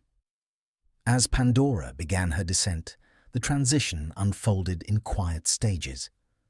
Greek mythology often depicts the space between Olympus and Earth as fluid rather than sharply divided. The path downward could be imagined as a passage through layers of softening light, where the radiance of the divine world gradually gave way to the gentler hues of the mortal landscape. Pandora's movement through this space carried a sense of stillness, as though the journey itself were an act of contemplation rather than travel. Her perception, new yet keen, absorbed the changing qualities of the environment. The luminous air of Olympus slowly shifted into the textured atmosphere of the world below. Colors deepened, sounds softened. The elemental clarity of the divine realm gave way to the quiet complexity of Earth, where the presence of wind, the scent of soil, and the distant murmur of living creatures formed a tapestry of experience not found among immortals. Pandora, shaped from Earth, yet awakened in Olympus, encountered these sensations with a steady attentiveness that reflected the harmony of her gifts. Her descent represented more than physical movement. It symbolized a philosophical shift in the myth, the entry of divine craft into the mortal world. In contrast to the earlier ages described by Greek poets, the Golden Age and the Silver Age, Pandora's arrival marked a turning point in human existence. Mortals had received fire from Prometheus, gaining the ability to shape their environment and craft tools, shelters, and art. Pandora's descent introduced a new dimension, the presence of a figure embodying beauty, curiosity, and complexity. Her arrival signaled the beginning of an era where human life would grow richer in experience and more intricate in emotional and social depth. Pandora's journey downward also carried echoes of Hesiod's broader moral vision. In his portrayal, the world before her arrival had been marked by ease, simplicity, and a certain untested innocence. The descent of Pandora signaled the approach of a world where effort, resilience, and understanding would become necessary. Yet this shift was not depicted as a disruption, but as part of the natural movement of mythic time. Pandora's journey embodied this transition with a calm inevitability. Her presence was not one of force or destruction. Instead, it reflected the Greek understanding that life's richness stems from the interplay between blessing and burden, beauty and challenge, curiosity and consequence. As she neared the mortal realm, the landscape widened before her. Valleys, forests, mountains, and rivers stretched across the earth in serene patterns shaped by the gods in earlier ages. The world she entered was still young in mythic terms, still forming its customs, rhythms, and ways of understanding existence. Mortals lived in simple communities, guided by instinct, the gift of fire, and the elemental harmony of nature. Into this world, Pandora descended like a quiet presence sent to deepen the human narrative. Her arrival, though unmarked by spectacle, carried deep significance. The moment she stepped into the mortal world, the balance between divine and human influence shifted subtly. Her presence brought with it the qualities bestowed upon her by the gods, qualities that mirrored the complexity of life itself. Intelligence encouraged learning. Curiosity prompted exploration. Beauty introduced new forms of social interaction. Persuasion altered the patterns of decision-making. Grace softened the edges of communal life. Even the unpredictability woven into her being reflected the nature of human experience, where outcomes shift beyond expectation. Pandora's descent can also be seen as a reflection of ancient Greek philosophical thought regarding origins. Many myths describe transformations in the human condition through symbolic journeys or divine interventions. Pandora's arrival stands alongside these as a quiet yet profound moment.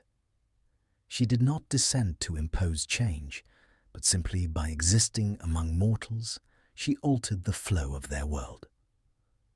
The myth portrays transformation not as an abrupt shift, but as an unfolding that arises naturally from the presence of new qualities. Once she reached the mortal realm, Pandora stood upon the earth from which her form had been shaped. This connection created a subtle harmony between her origin and her destination. She had been made from clay, molded with divine craft, and now returned to the world that shared her substance. Her presence linked mortals to the gods in a way that differed from earlier figures. While demigods often represented the blending of divine and human lineage, Pandora represented something more symbolic, the infusion of divine crafted qualities into the human condition itself. Greek poets emphasized the importance of transitions such as this. They marked the end of one age and the beginning of another. Pandora's descent echoed the shift from a world of effortless abundance to one defined by learning, effort, and the richness of experience. Yet the myth does not present this shift with harshness. It frames it within a calm understanding of life's complexity. Through Pandora, the world grew broader, deeper, and more nuanced. Her descent, therefore, can be seen as a gentle movement of divine intention into the realm of humanity. It was quiet, deliberate, and reflective of the mythic tone that shaped early Greek storytelling.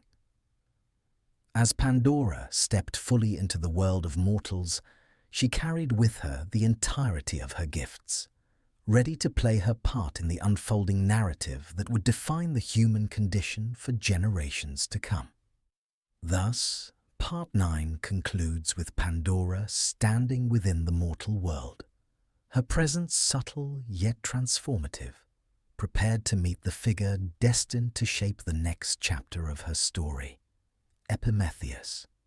After her descent into the mortal realm, Pandora entered a world shaped by early simplicity. Life among humankind remained guided by essential rhythms, cycles of cultivation, the warmth of fire, the quiet order of nature, and the instinctive patterns that formed the first communities.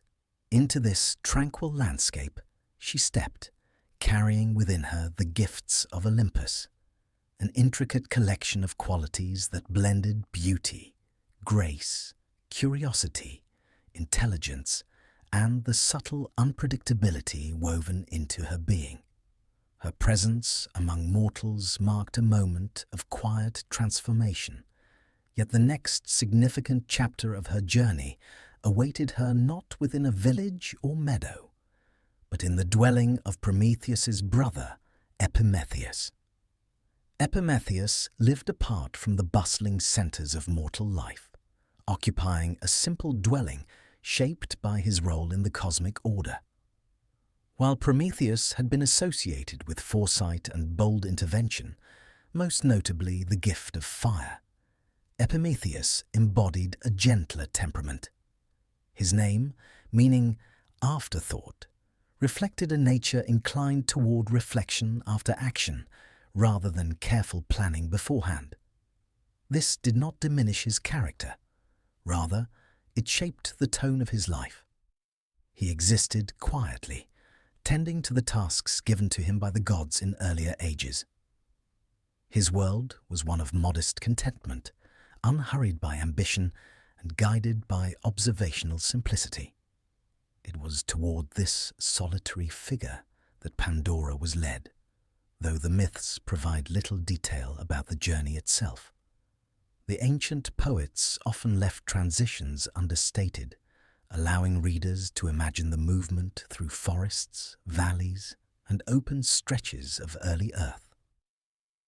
The air would have carried the scent of soil and new vegetation, muted by the gentle wind. The daylight would have softened as Pandora approached the region where Epimetheus resided.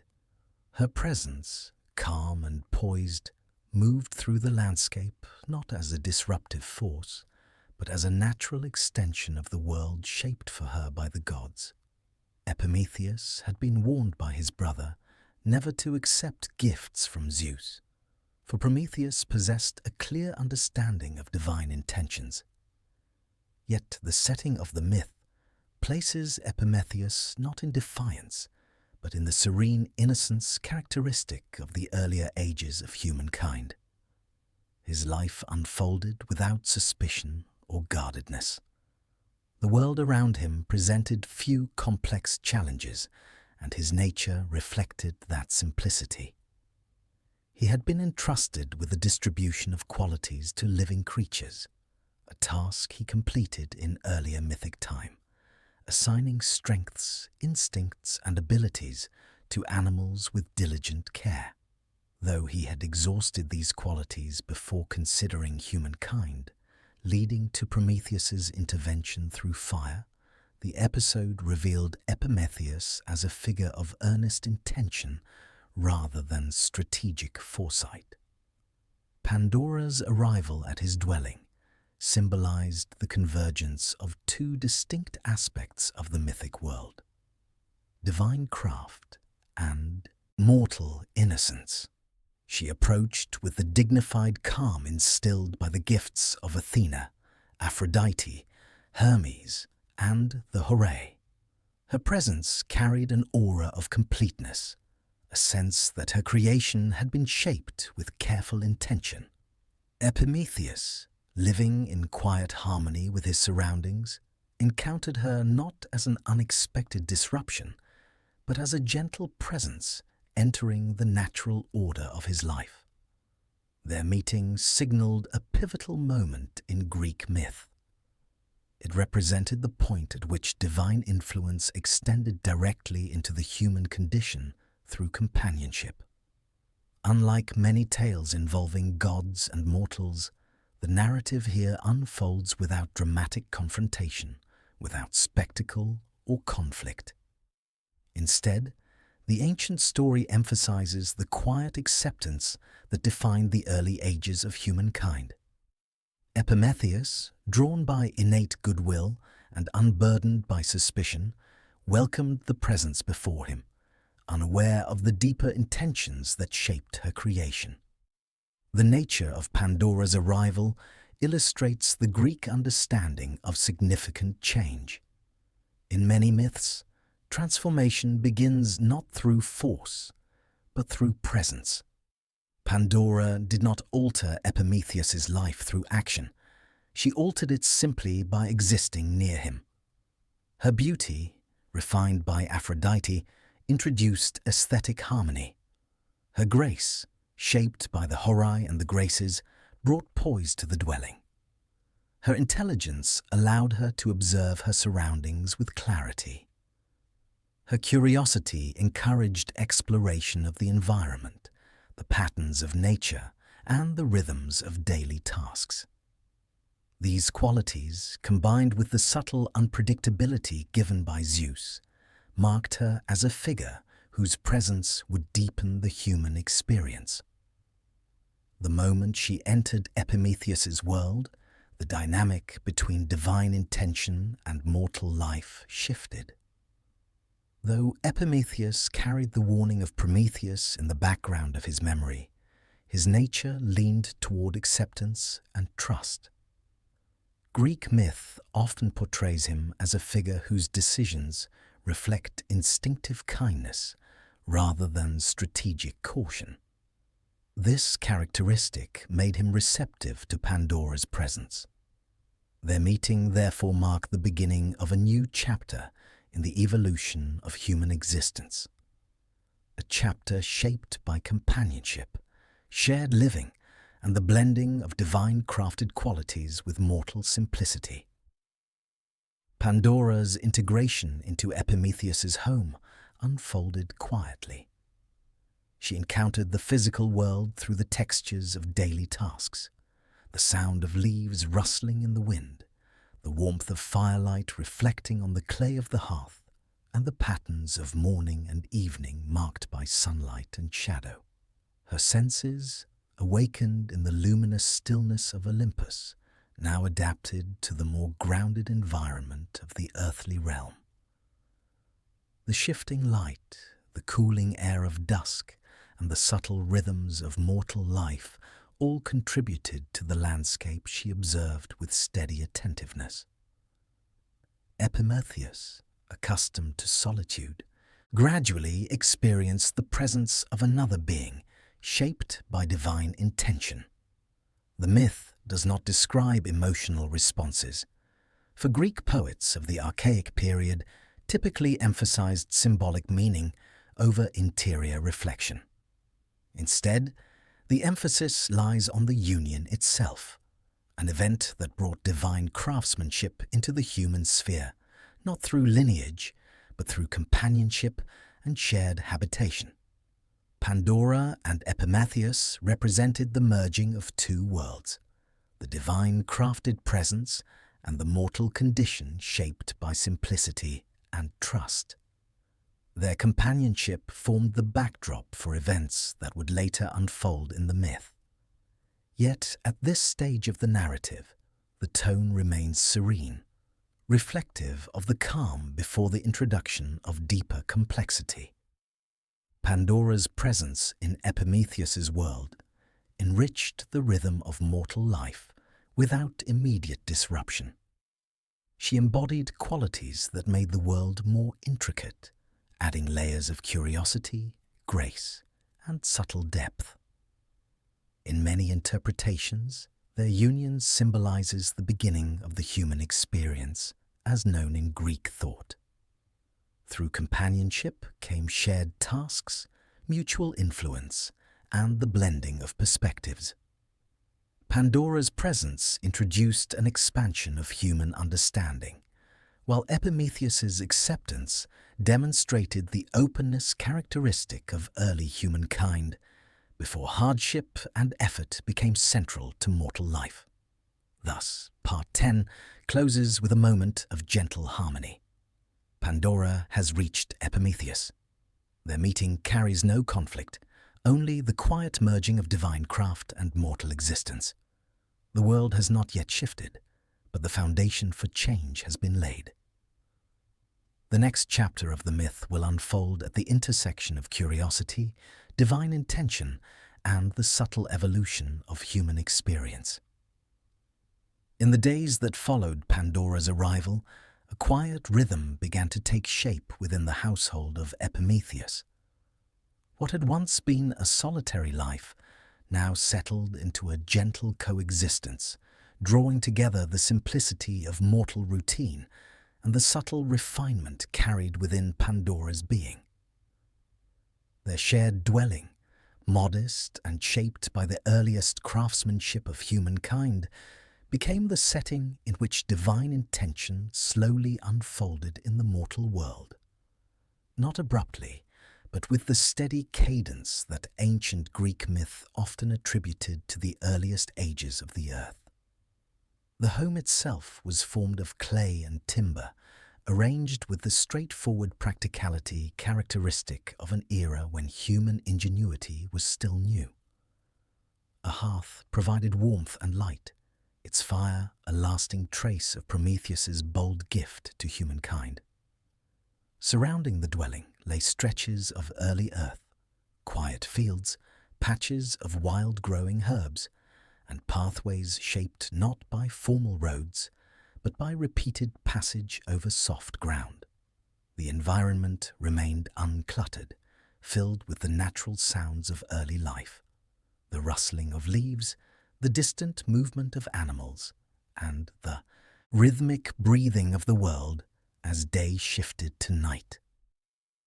Within this setting, Pandora moved with the grace bestowed by the Horae, her gestures flowing in harmony with her surroundings. Although newly arrived, she adapted quickly to the rhythms of mortal life. Her senses, formed in Olympus, observed the textures of the human world with quiet attentiveness. She noticed the way sunlight filtered through branches, how the breeze carried the faint scent of soil and vegetation, and how firelight cast shifting patterns across the clay walls of the evening. Every detail, subtle, understated, became part of the tapestry through which she learned the world she now inhabited. Pandora's presence gradually shaped the environment in small but meaningful ways. The garment, crafted by Athena, moved softly as she worked, adding a refined visual presence to the simple dwelling. Her awareness, shaped by Hermes's contributions, allowed her to understand the patterns of daily tasks, the arrangement of objects, and the quiet logic that guided mortal routines.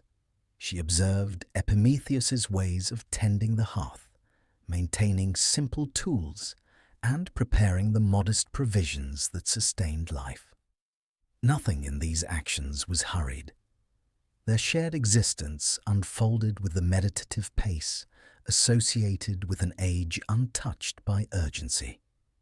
Epimetheus, long accustomed to solitude, found his world subtly altered by the presence of a companion. His temperament, reflective and gentle, aligned naturally with Pandora's calm awareness. Their coexistence did not require words or explanations. Instead, it rested upon a mutual presence that shaped the dwelling with quiet harmony. Greek myth seldom describes emotional interiors in detail, yet the tone of the narrative suggests that Epimetheus experienced no disruption, only a deepening of his daily rhythm.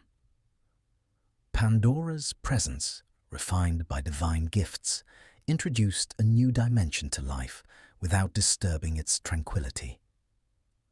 The surrounding landscape also played a role in shaping Pandora's early experiences among mortals. The world at this stage in mythic time remained young, its seasons still settling into their cycles, its vegetation growing freely, and its creatures moving with instinctive simplicity. Pandora, formed from earth but awakened in Olympus, found a sense of quiet continuity in the environment. The natural world mirrored the gifts within her: order from Athena, grace from the Horai, and curiosity from Hermes. The world invited observation without burden, exploration without danger. As days passed, Pandora began to engage with the tasks that formed the foundation of mortal living. She moved about the dwelling, arranging objects, tending to small necessities, and observing the patterns of Epimetheus's work. These actions reflected not instruction, but the natural unfolding of the qualities placed within her. The gift of intelligence guided her understanding. Curiosity encouraged her to explore the uses of objects and the needs of daily life. The grace bestowed by the Graces softened every gesture, making each action part of a calm and steady rhythm. Greek myth portrays the early ages of humankind as marked by simplicity. Labor existed, but its demands were lighter than those of later eras. Pandora's integration into the household reflected this atmosphere. Her tasks were small yet meaningful, maintaining the orderly arrangement of the dwelling, gathering simple food, observing the patterns of nature, and tending the hearth's flame. Her presence illuminated the earliest form of shared human living, a step beyond solitary existence toward companionship and community. Epimetheus, for his part, continued his tasks with a quiet steadiness. His earlier role in distributing traits among animals had long been completed, leaving him to live a life shaped by observation and care for the world around him. Pandora's presence enriched this life without altering its fundamental nature. She introduced refinement, attentiveness, and the subtle depth that her divine-crafted qualities naturally produced. Their coexistence symbolized the joining of earthly simplicity and divine intention, a union that reflected the Greek understanding of humanity's emerging complexity. Throughout this period, Pandora encountered the jar given to her as part of her creation. Ancient accounts vary in describing its presence, yet Hesiod emphasizes that it was entrusted to her with deliberate intention. In this early stage of her life with Epimetheus, the jar remained closed, resting in a quiet place within the dwelling. Its presence carried no immediate weight. For Pandora, it existed simply as an object, dignified, well-crafted, and bearing no distinguishing traits. Her curiosity, though present, did not manifest as restlessness. Instead, it took the form of gentle observation, an interest in the world that unfolded naturally and without haste. The jar's quiet presence mirrored the nature of the myth itself, which unfolds not through sudden transformations, but through gradual shifts. Its unopened state symbolized the balance that still held firm in the world of humankind. Pandora's life with Epimetheus reflected harmony, cooperation, and quiet companionship. The challenges associated with the jar remained dormant, their influence held in reserve for a later stage of the story. In these early days, the dwelling existed as a sanctuary of calm, where divine gifts and mortal life coexisted without conflict. Pandora's integration into Epimetheus's world symbolized an essential step in the evolution of humanity's mythic narrative. The arrival of fire had given mortals the capacity to shape their environment. The arrival of Pandora introduced the complexities of companionship, curiosity, and shared experience.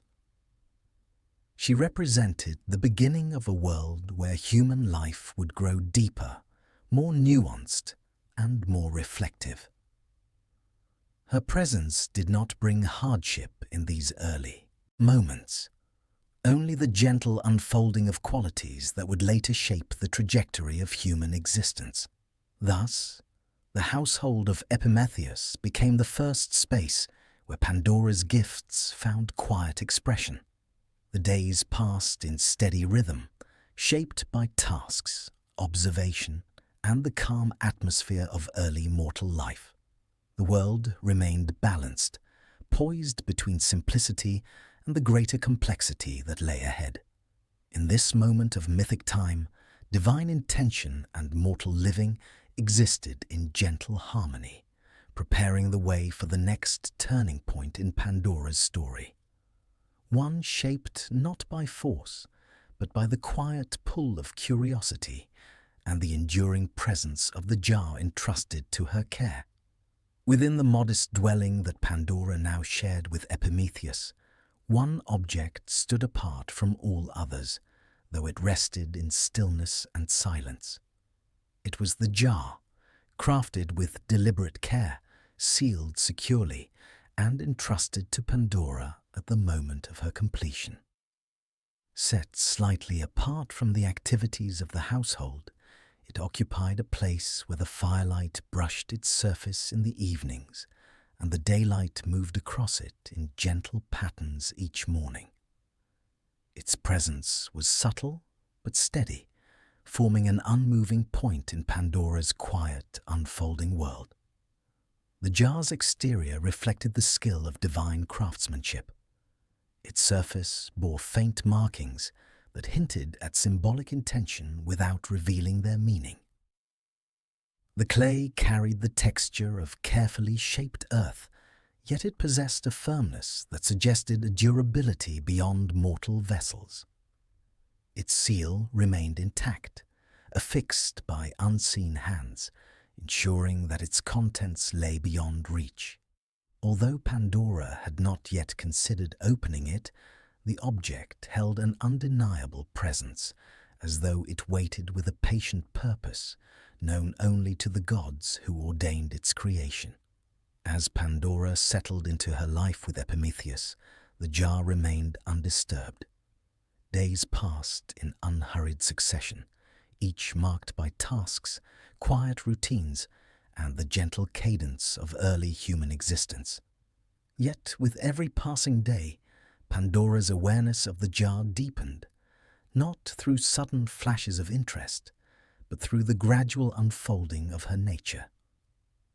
Curiosity, woven into her by the gods, revealed itself not as restlessness, but as thoughtful attention to the world around her.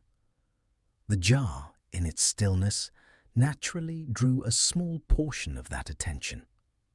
Pandora observed the jar as she moved about the dwelling. While tending the hearth, she noticed its silhouette outlined by the glow of the fire. While placing gathered herbs on the table, she sensed its silent presence in the corner of her vision. While arranging simple tools or sweeping the floor, her gaze would rest momentarily upon its sealed lid. These glances carried no urgency. They reflected only the contemplative awareness that formed an essential part of her being. The jar existed within her world as a point of subtle wonder. In the early ages of Greek myth, objects often held meanings beyond their physical form. Tools, vessels, and symbols were part of a world shaped by divine intention. Pandora, though newly arrived among mortals, sensed that the jar possessed a significance that extended beyond its simple clay form. She felt no impulse to force an understanding, for the quiet pace of life offered ample time for reflection. Instead, she allowed her awareness to flow gently around the jar, observing without seeking answers. Outside the dwelling, nature continued its steady cycles. The early world, still forming its shapes and rhythms, offered an environment that encouraged contemplation. Trees shifted softly in the breeze, grasses whispered with the movements of small creatures, and the slow passage of clouds cast drifting shadows across the landscape. Beneath this tranquil sky, the presence of the jar felt neither ominous nor inviting. It was simply part of the fabric of life, quiet, patient, and inscrutable.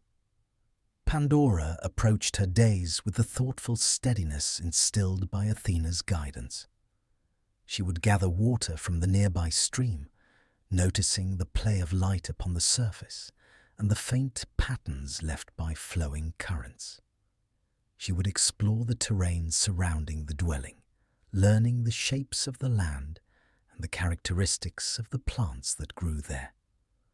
The world, still young, responded with clarity rather than confusion. Every element seemed deliberate, as though shaped with care. Yet even amid these serene patterns, the jar remained the only object in Pandora's environment whose purpose was not immediately visible. A simple basket revealed its usefulness at once. A tool conveyed its purpose through its shape. A clay cup clearly served the needs of daily life. But the jar, larger, sealed, and untouched, offered no such clarity. It was this contrast that encouraged Pandora's reflective attention. Over time, she began to include the jar in the quiet orderliness of the household. Dust gathered on its surface from time to time, and she would gently wipe it away as part of her care for the dwelling. She would occasionally adjust its placement to ensure it remained in a balanced and secure position. These small acts carried no hidden meaning. They simply reflected her natural inclination to maintain harmony within her environment. In this way, the jar became part of the home's routine, woven into the patterns of daily care. Epimetheus, though aware of the jar, regarded it with a simpler understanding. His temperament, shaped by thoughtful observation rather than inquiry, accepted the presence of the jar without questioning it. His focus remained on the tangible tasks of life, on maintaining the hearth, gathering provisions, and tending to the natural world around them.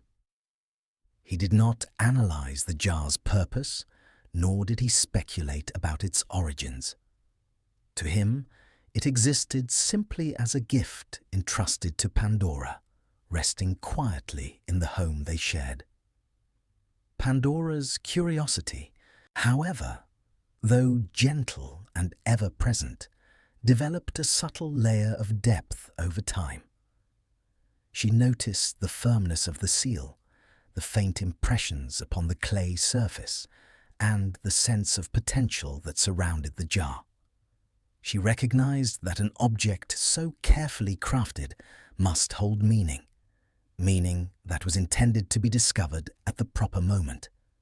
Yet no impulse within her urged immediate action. The early world, unhurried and balanced, fostered a sense of patience that guided her thoughts. Greek myth describes the earliest age of humankind as one of calm simplicity, unmarred by later hardships. Pandora's days reflected this atmosphere. She experienced no urgency, no sense of impending change. Her curiosity, though an integral part of her nature, remained soft and contemplative. The jar existed in her awareness not as a mystery to be solved, but as a quiet companion to daily life, its sealed surface offering silent company in a world where every object held meaning. As the seasons shifted, the dwelling grew even more familiar to her. The placement of objects, the patterns of sunlight, the sounds of the natural world, all became part of her inner landscape. Within this growing sense of belonging, the jar's presence took on a subtle symbolic weight. It represented something beyond her immediate understanding, a connection to the divine, a link to the intention with which she had been created. In moments of rest, when the hearth fire burned low and the world outside sank into night, Pandora would sometimes sit near the jar, not in contemplation of its contents, but simply in the quiet presence of the object itself. The flickering light would trace shadows across its surface, revealing hints of patterns that seemed to shift with the movement of the flame. These moments were meditative, reflecting the slow and timeless nature of her newly formed life. Thus, Part 12 of Pandora's story ends in this quiet equilibrium. The jar remains sealed, its purpose unspoken, its influence dormant. Pandora's curiosity, growing with gentle steadiness, remains thoughtful rather than impulsive. The early world continues to unfold in calm harmony. Within this balanced and tranquil setting, the stage is set for the gradual shift that will follow, as curiosity deepens and the divine intention behind the jar moves closer to its quietly destined moment. As the days continued their unhurried procession, the presence of the sealed jar began to settle more firmly into the quiet landscape of Pandora's thoughts. Her life with Epimetheus remained tranquil, shaped by the rhythm of simple tasks and the gentle cycles of nature. Yet beneath this calm surface, a subtle shift had begun, one so gradual and delicate that it resembled the slow drift of shadows across the ground during the course of a long afternoon. It was not disruption, nor anticipation, but the natural deepening of the curiosity that formed part of her very essence. Curiosity, bestowed upon her by the gods, did not express itself through sudden impulses. Instead, it unfolded like a slow-growing vine, extending its tendrils toward anything that remained unexplored. Every day, Pandora learned more about her surroundings. The texture of stone warmed by sunlight, the faint scents carried by the breeze, the patterns of animal tracks that appeared near the dwelling at dawn. She learned the cycle of tending the hearth, gathering provisions, and maintaining the quiet order of the home that she and Epimetheus now shared. Within this steady environment, her attention flowed naturally toward whatever had not yet been fully understood. The jar stood as the single object in her world whose meaning remained veiled. Everything else within the dwelling carried a clear, immediate purpose: tools shaped by mortal hands, vessels for holding water, baskets woven for gathering food. The jar alone offered no such clarity. It existed as a sealed and silent artifact, resting in its designated place with an air of withheld significance.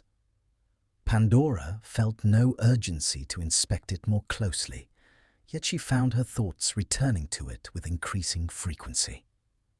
As she went about her tasks, her awareness of the jar shifted in small but noticeable ways. The early morning light would fall upon its curved surface, illuminating faint markings whose shapes seemed both deliberate and timeless. Pandora would pause briefly to observe the play of brightness across the clay, taking note of details she had not noticed before. In the quiet hours of midday, when the world outside seemed to rest, the jar's presence appeared almost contemplative, its sealed lid suggesting something waiting beyond the boundary of knowledge. At dusk, when the firelight cast warm hues across the dwelling, the jar seemed to join the flame's rhythm, receiving and reflecting its soft glow. These observations were never intrusive. They came as part of Pandora's natural inclination to engage with her surroundings. Her curiosity formed a gentle current, guiding her gaze, shaping her reflections, and inviting her to consider the jar from new perspectives. Yet, even as this inner attention deepened, her actions remained calm and deliberate. She continued to respect the jar's intact seal, recognizing, perhaps intuitively, that the time for understanding its purpose had not yet arrived. Epimetheus noticed nothing unusual in these subtle shifts. His days remained filled with tasks familiar to him, shaped by the simplicity of early human existence. He tended to the land, maintained the hearth, and moved through life with a steady temperament. His nature, shaped by reflective thought rather than inquiry, led him to accept the presence of the jar without questioning its significance. To him, it remained merely a gift entrusted to his companion, resting quietly within their home. If he observed Pandora's growing interest in the jar, he did so without attaching meaning to it, for he interpreted her attentiveness as part of her thoughtful character.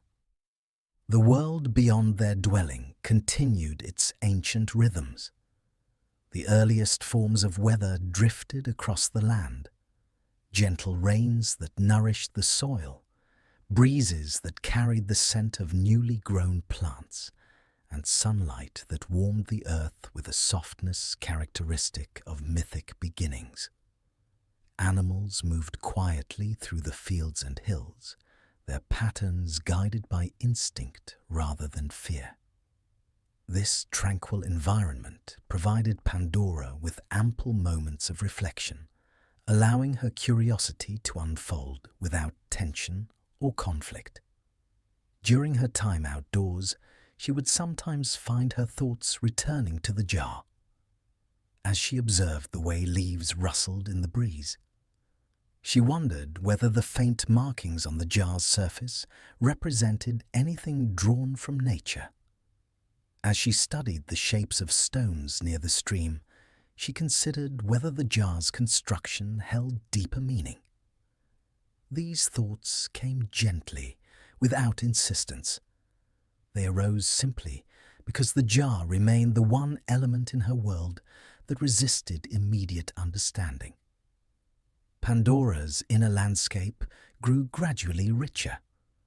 The qualities placed within her, intelligence, grace, awareness, and curiosity, interacted in ways that mirrored the natural flow of the world around her. She began to sense that understanding did not always come through direct action. Often, it grew from observation, contemplation, and the quiet gathering of impressions.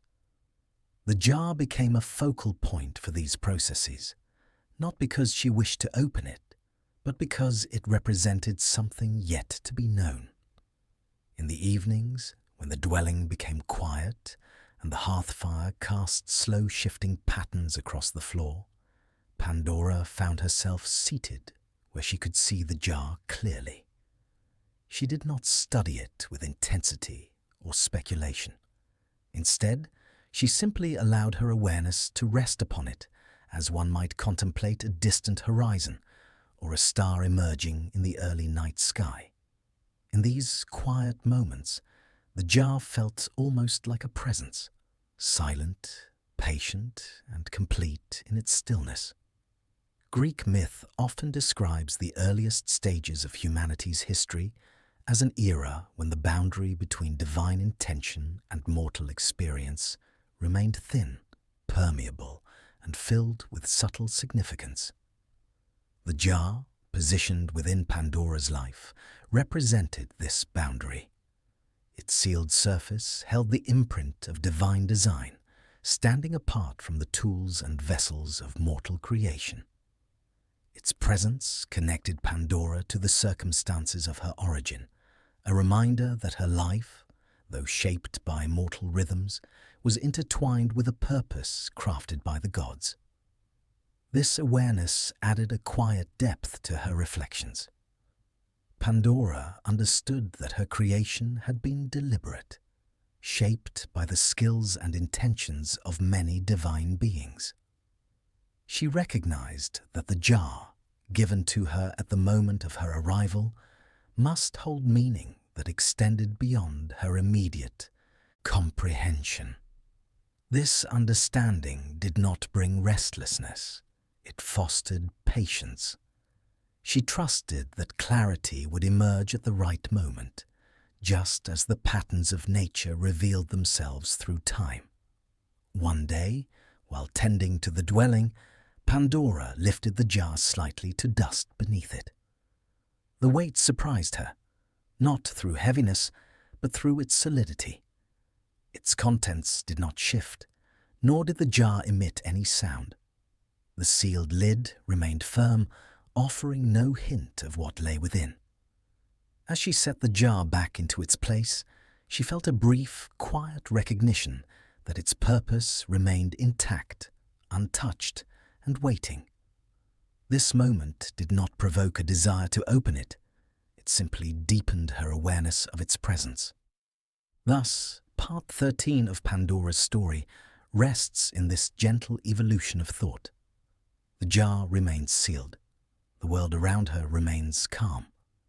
Pandora's curiosity deepens with the natural rhythm of her existence, shaped by divine intention, yet unfolding with mortal patience. No disturbance has yet touched the harmony of her life with Epimetheus. Instead, the quiet presence of the jar grows slowly more meaningful, preparing the way for the moment when curiosity, purpose, and destiny will begin to converge, not through haste, but through the timeless unfolding characteristic of mythic beginnings. As Pandora settled further into her life among mortals, the world beyond the threshold of the dwelling began to reveal itself to her in greater depth. The earliest landscape of humankind, still close to its first shaping, carried an atmosphere of quiet purity.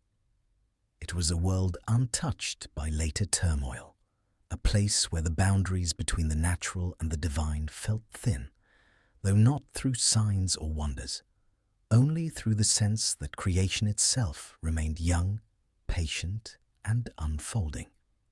Each day offered Pandora new impressions, each shaped by a gentleness that matched the cadence of her thoughts. The land surrounding the home of Pandora and Epimetheus rested in a valley where the contours of hills softened the horizon. These hills rose gradually, their slopes covered with grasses that moved in broad, sweeping motions whenever the wind passed over them.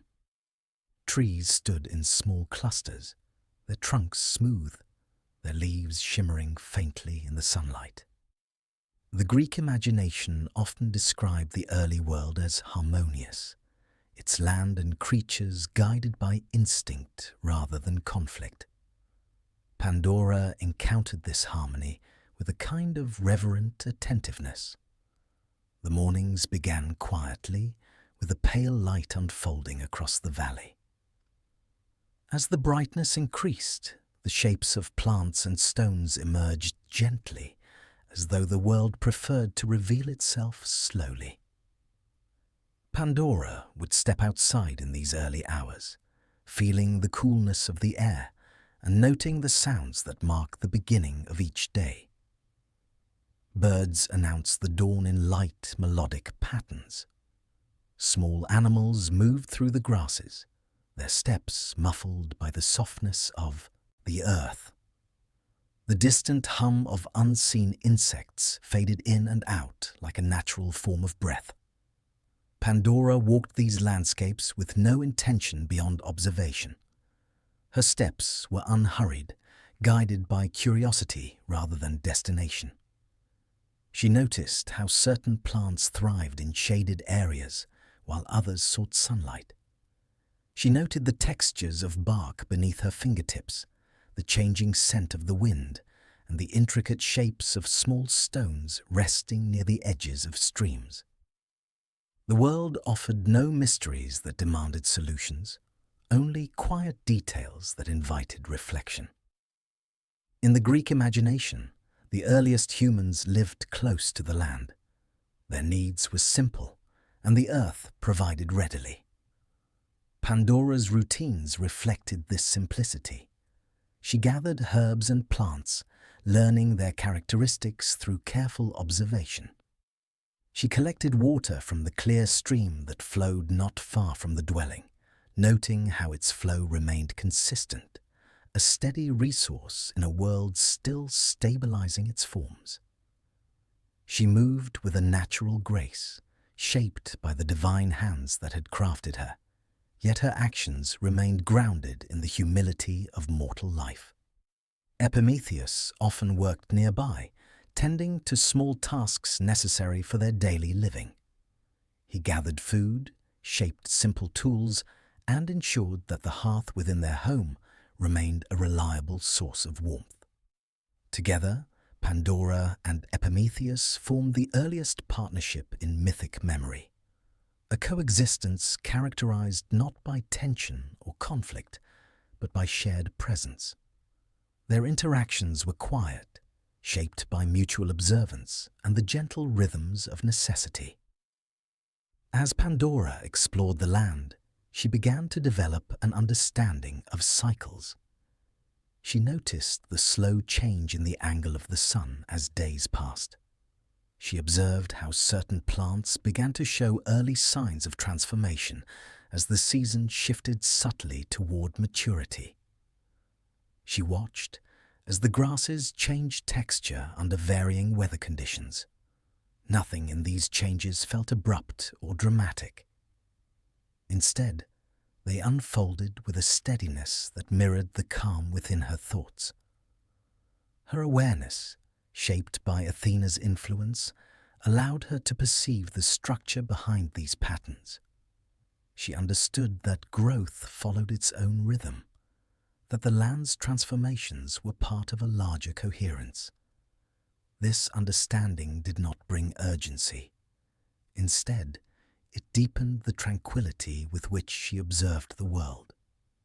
During her quiet walks, Pandora occasionally found herself thinking of the jar resting within their home. It did not intrude upon her thoughts, nor did it accompany her like an unspoken question. Rather, it appeared in her reflections as a counterpart to the natural world, a crafted object standing apart from the earth's simplicity. The jar carried the imprint of divine intention, while the land carried the imprint of creation itself. Both belonged to her life, though each represented a different aspect of her existence.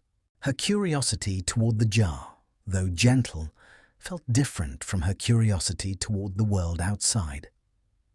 The land revealed its nature freely, offering patterns that Pandora could learn simply by watching.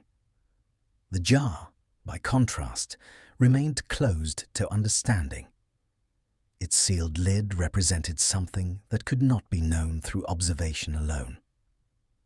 This contrast did not create tension. It only added depth to her growing awareness that some things in life revealed themselves slowly, and others not at all. At times, while following the curve of a stream, Pandora would pause and reflect upon the stillness of the jar compared to the movement of water. The stream flowed freely, creating soft murmurs and glimmers of light as it moved across stones. The jar, unmoving and silent, seemed to contain something that resisted the flowing rhythms of the world. These reflections were not troubling. They came simply because the jar had become a part of the landscape of her mind. One afternoon, Pandora reached a rise in the land where the valley opened before her. The grasses bent gently, creating fluid patterns that shifted with each passing breeze. From this vantage point, she could see the distant line of hills, the scattered trees, and the stream that wound through the valley floor. The scene appeared timeless, as though the world itself rested in a state of peaceful expectancy. Pandora sensed that her place within this world was still forming, shaped by choices yet unknown to her, but already present in quiet potential. This moment of stillness reflected the larger equilibrium of the early mythic age. Humanity lived untouched by hardship, surrounded by the abundance of a world not yet burdened by the challenges that would eventually emerge. In this age of simplicity, Pandora's experiences unfolded in harmony with the environment. Her life, still unshaped by the jar's deeper significance, reflected the innocence and balance that Greek myth associated with humanity's earliest days. Pandora descended from the rise and returned to the path leading toward the dwelling.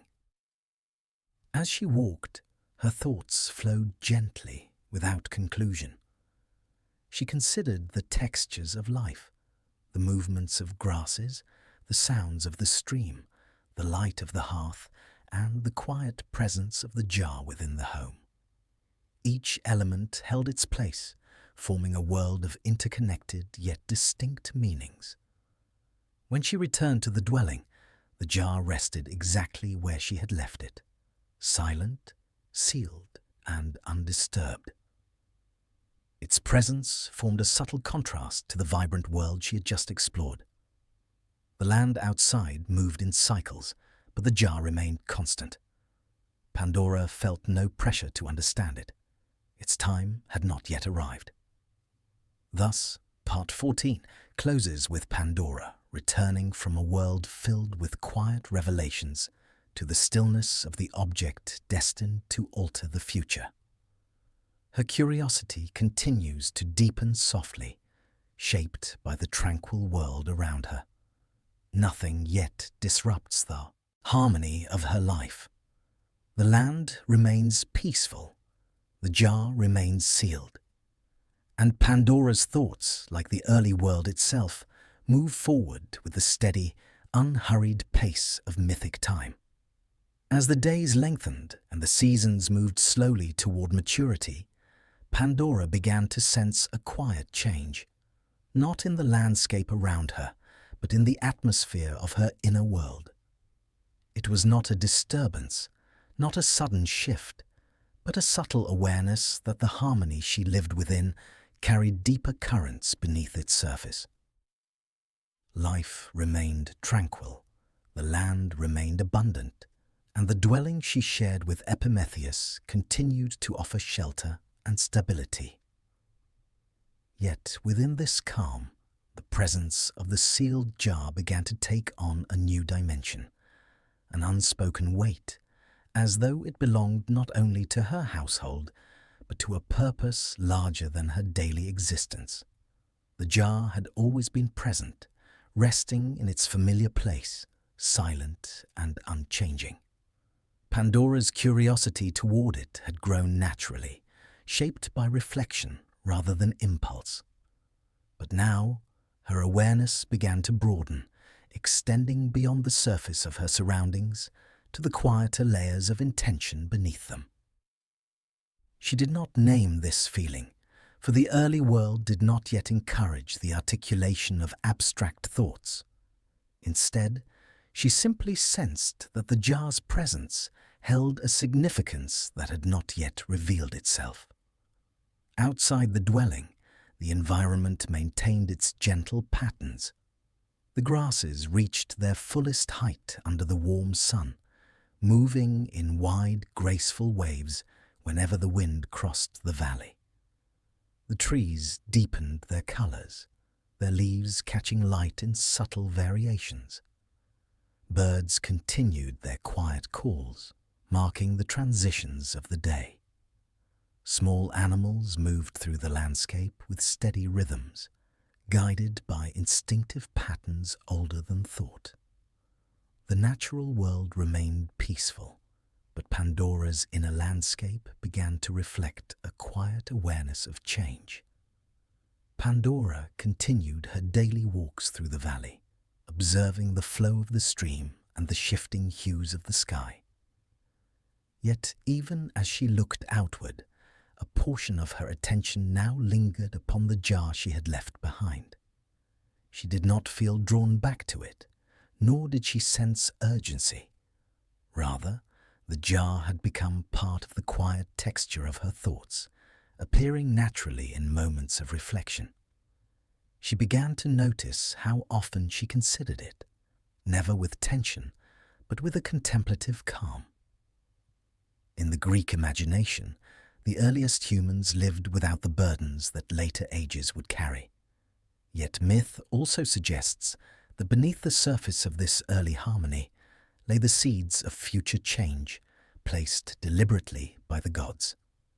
Pandora, formed by divine hands, carried within her the qualities that would eventually shape this shift: intelligence, curiosity, grace, and a spirit open to understanding. These traits had grown gently within her, just as the seasons grew across the land. Now they began to converge subtly upon the object assigned to her guardianship.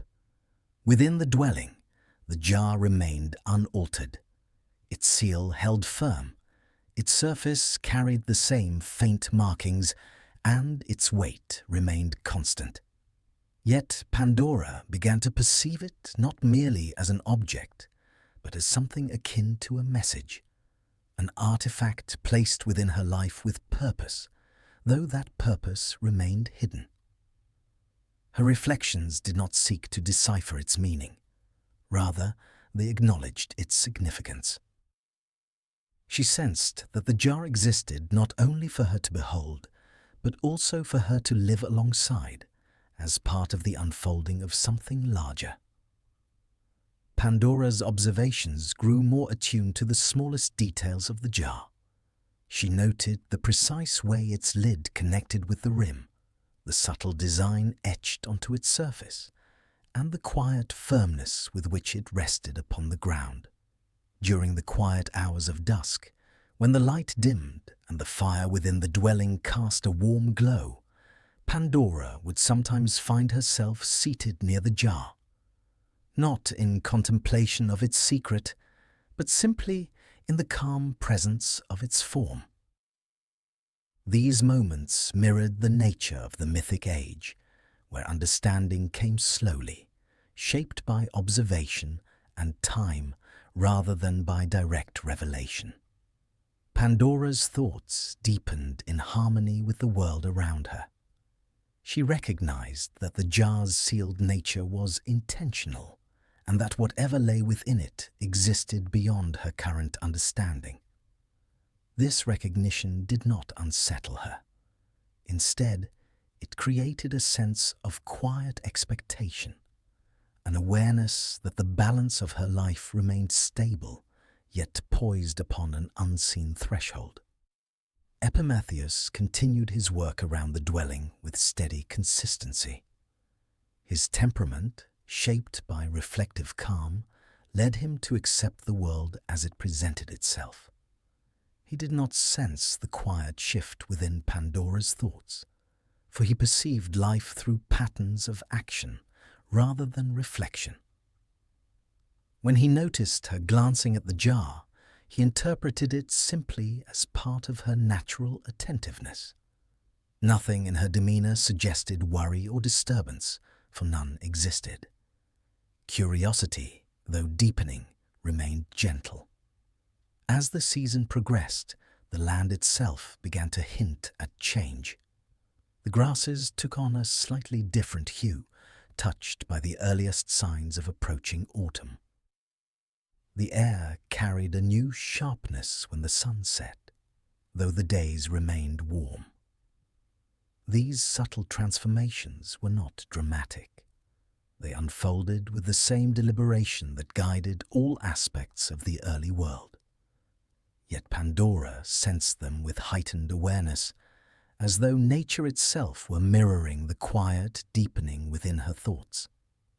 During one of her late afternoon walks, Pandora paused beside a cluster of stones that formed a natural resting place. She sat, listening to the muted sounds of the landscape. The stream flowed softly in the distance. A faint wind passed through the valley, touching the tops of grasses and creating gentle movement. In this moment of contemplative stillness, her thoughts drifted toward the jar once more. She felt not a pull toward it, but a recognition that its presence formed part of a larger pattern she was only beginning to perceive. The divine intention behind her creation remained hidden, as myth describes.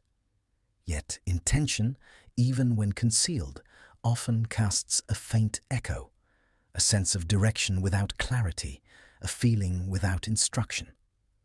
Pandora sensed this echo now, not through words or visions, but through a quiet awareness. Something waited within the sealed container, something crafted by the gods, shaped with purpose, destined to intersect with human life at a moment yet unknown. She did not think of it as danger or blessing. She simply understood that the jar's time had not yet arrived. Returning to the dwelling as the sun lowered, Pandora stepped inside and saw the jar illuminated by the shifting glow of the hearth. In that warm light, its curved form appeared almost serene. The seal remained intact. The jar offered no sound, no movement, no clue. Yet it carried an aura of latent significance, a presence that waited with the same patience that characterized the early world itself. Thus, Part 15 closes with the deepening of Pandora's awareness. The world remains gentle. The jar remains sealed.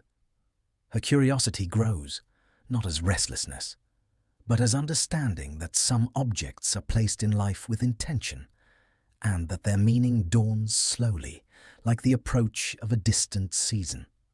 The harmony of her days continues, yet beneath their surface lies the first subtle stirring of a turning point, quiet, patient, and still forming within the timeless rhythm of myth. As the season deepened, the world surrounding Pandora and Epimetheus entered a quiet transition. The earliest age of humankind knew nothing of hardship, yet it still experienced the gentle shifts of nature. These shifts were not abrupt or demanding. They arrived gradually, like soft ripples moving outward from the center of a still pool. In this time of change, Pandora felt the world around her, altering in ways that echoed the gradual shifts occurring within her own thoughts. The valley began to take on the faintest signs of approaching autumn. The grasses, which once moved in bright green waves beneath the sunlight, now carried threads of gold. Leaves on the scattered trees shimmered with a deeper variety of tones, each one subtly touched by time. The evenings settled earlier, bringing longer stretches of quiet, and the mornings carried a thin coolness that hinted at the coming season. Nothing in these changes felt disruptive. They unfolded with the same patient rhythm that guided all things in the early world. Pandora rose each morning with the same gentle awareness that shaped her days. She stepped outside the dwelling and felt the coolness against her skin, noticing how the air held a new clarity. The changing world invited observation rather than concern. She watched the movement of light as it filtered through shifting leaves. She noted the softer behavior of animals, their patterns adjusting naturally to the slow transition. Each detail offered a new piece of the environment for her to understand.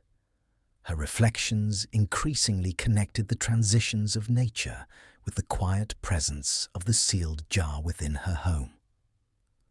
Though she did not consciously draw comparisons, the jar formed part of the subtle web of thoughts that accompanied her throughout each day.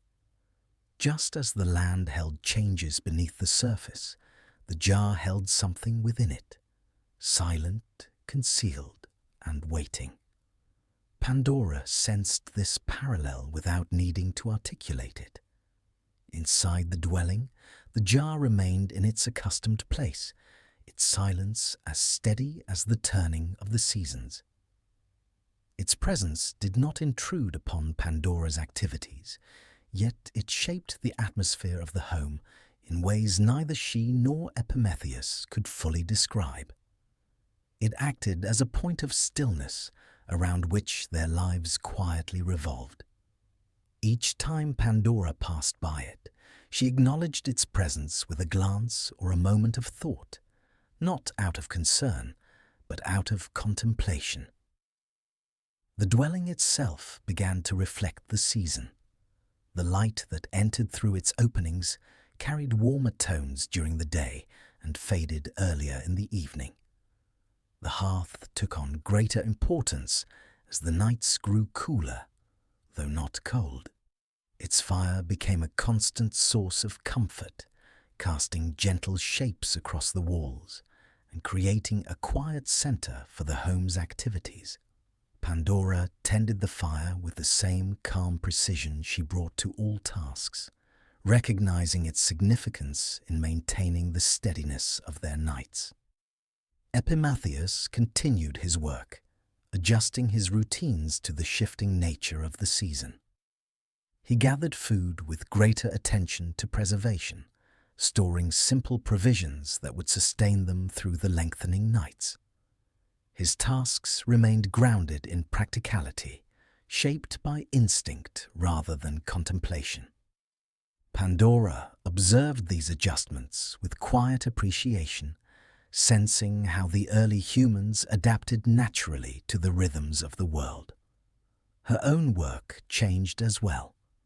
She gathered herbs that thrived during this transitional season, noting their scents and observing the ways their leaves responded to the shifting temperatures.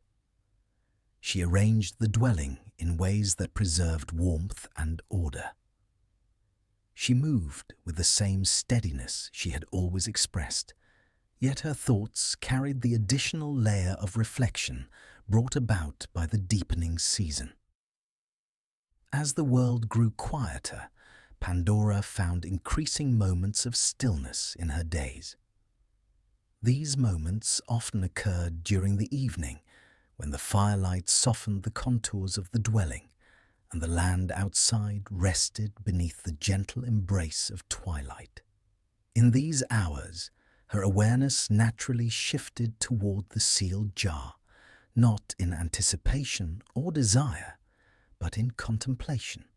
She felt its presence not as a mystery to be solved, but as part of the order of her life, an element as stable as the hearth, its purpose simply not yet revealed. Greek myth speaks often of the way divine intention shapes the world without announcing itself. The gods act, but their actions often unfold with quiet precision, rippling outward through the lives of mortals in subtle ways. The jar represented such intention. Pandora sensed this, though she did not yet understand the full implication. The jar felt like a resting point for meanings not yet formed, a vessel containing something that existed beyond the boundaries of her present life. One afternoon, as she gathered water from the stream, Pandora paused to watch the faint movement of leaves drifting slowly onto the surface. They floated briefly before being carried away by the current. This gentle scene brought to mind the slow transitions occurring both in nature and within herself. Change, she sensed, often happened not through dramatic action, but through small accumulations, moments, impressions, gentle shifts in thought. The jar, though motionless, formed a part of this quiet movement within her life. Returning to the dwelling, Pandora found herself glancing toward the jar with an awareness slightly deeper than before. It remained sealed, its presence unchanged. Yet she sensed a new layer of meaning developing around it. The object no longer seemed merely a part of her environment. It had begun to feel like a joining point between her presence in the mortal world and the divine origins from which she came. Without understanding why, she felt that the jar's purpose would eventually intersect with the course of her life in a way that neither she nor Epimetheus could yet grasp. The early world continued to unfold around her, its landscape moving through the softest edges of transformation. Each day brought a quiet shift in light, a gentle adjustment in temperature, or a subtle alteration in the behavior of plants and animals. Pandora moved through these days with steady awareness, observing without judgment, reflecting without urgency. The jar remained a silent companion to these reflections, a sealed source of significance, awaiting its moment. In the deepest sense, Pandora's journey in this stage of her life resembled the world around her. It held a balance between peace and potential, between the known and the unknown. Her curiosity continued to deepen, shaped by the quiet environment and the slow turning of the season. She felt no inclination to disturb the jar's seal, yet she sensed more clearly than ever that its presence signified a boundary, one she was approaching gradually, without haste. Thus, Part 16 comes to rest in this moment of tranquil anticipation. The landscape shifts with the gentlest expression of time. The dwelling continues to offer sanctuary. Epimetheus remains steady in his work, and Pandora, quietly evolving in her awareness, grows more attuned to the unspoken weight of the sealed jar. The world holds its breath in soft expectancy, the balance of early life still intact, even as the first subtle threads of destiny begin to weave themselves into her thoughts. The transitional season deepened with quiet assurance, and the valley around the dwelling of Pandora and Epimetheus settled into a state of soft maturity. Every part of the landscape carried the imprint of gradual change, yet nothing in the world felt unsettled. The early age of humankind, still protected from hardship, continued to hold its peaceful balance. Pandora moved through these days with the same gentle awareness that had guided her since her arrival. But now her thoughts carried an additional depth, an understanding that the harmony around her held, somewhere within it, the faint suggestion of an approaching shift. The sunlight of this season possessed a different quality from that of earlier days. It spread across the hills in warm, steady bands, softening the contours of the land and casting gentle shadows that drifted as the hours passed. Trees rustled lightly as the wind moved through their branches, producing a sound that resonated with the quiet cadence of time itself. The grasses, touched by age and sunlight, bent in broad motions as breezes moved across their surface. Each detail of the world carried calm, yet also the awareness of slow transformation. Pandora observed these changes without assigning them meaning. She simply allowed them to become part of her perception, noting how the landscape responded to the season. Her days were shaped by familiar tasks: gathering herbs, tending the dwelling, caring for the hearth. But woven through all these actions was a growing attentiveness to the patterns of life unfolding around her. Nothing in these observations carried urgency. They formed part of the calm foundation of her existence. Within the home, the sealed jar remained as constant as ever. Positioned carefully where light and shadow met, it seemed to absorb the quiet rhythms of the season.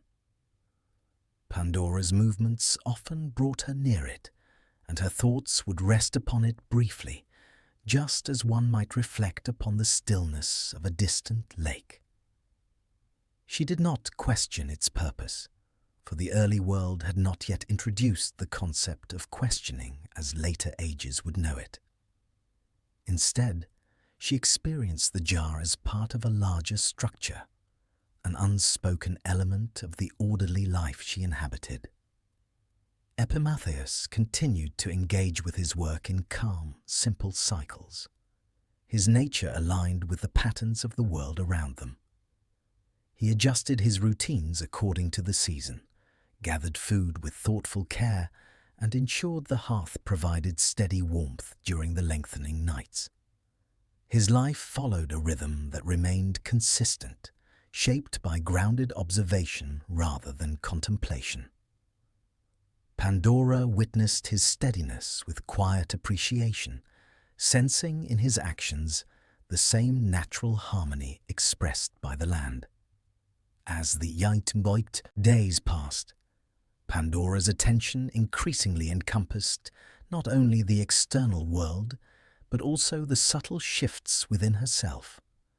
She felt the deepening of her curiosity, not as restlessness, but as a quiet flowering of awareness. It resembled the slow expansion of petals on a late-season blossom, unfolding without haste.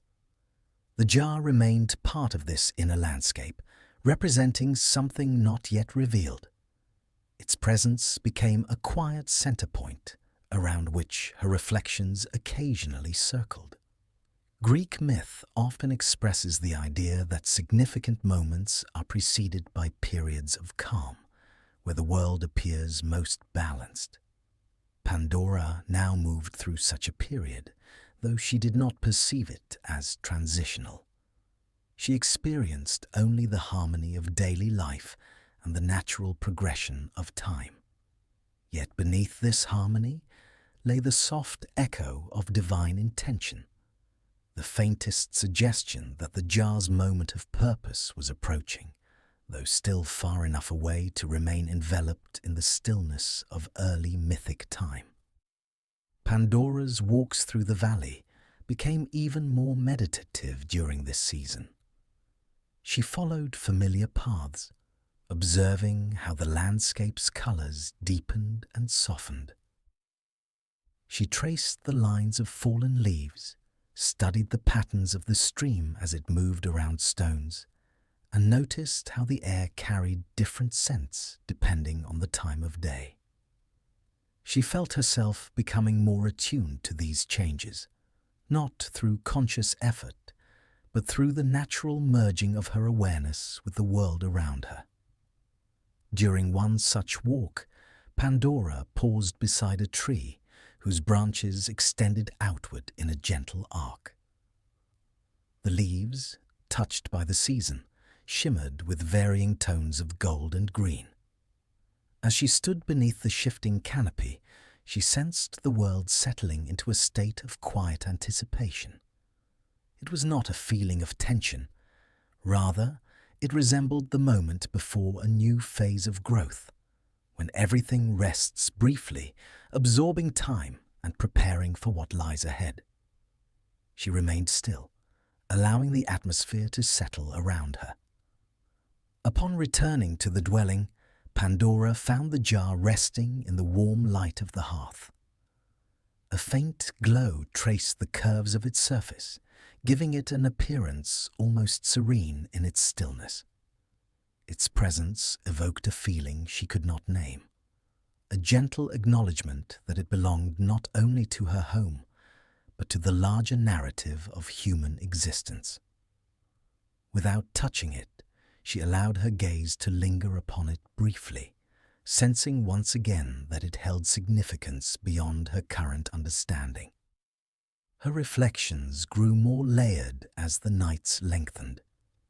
She began to sense that the jar formed a boundary of sorts, not one meant to be crossed, but one that marked the limit of what she presently understood.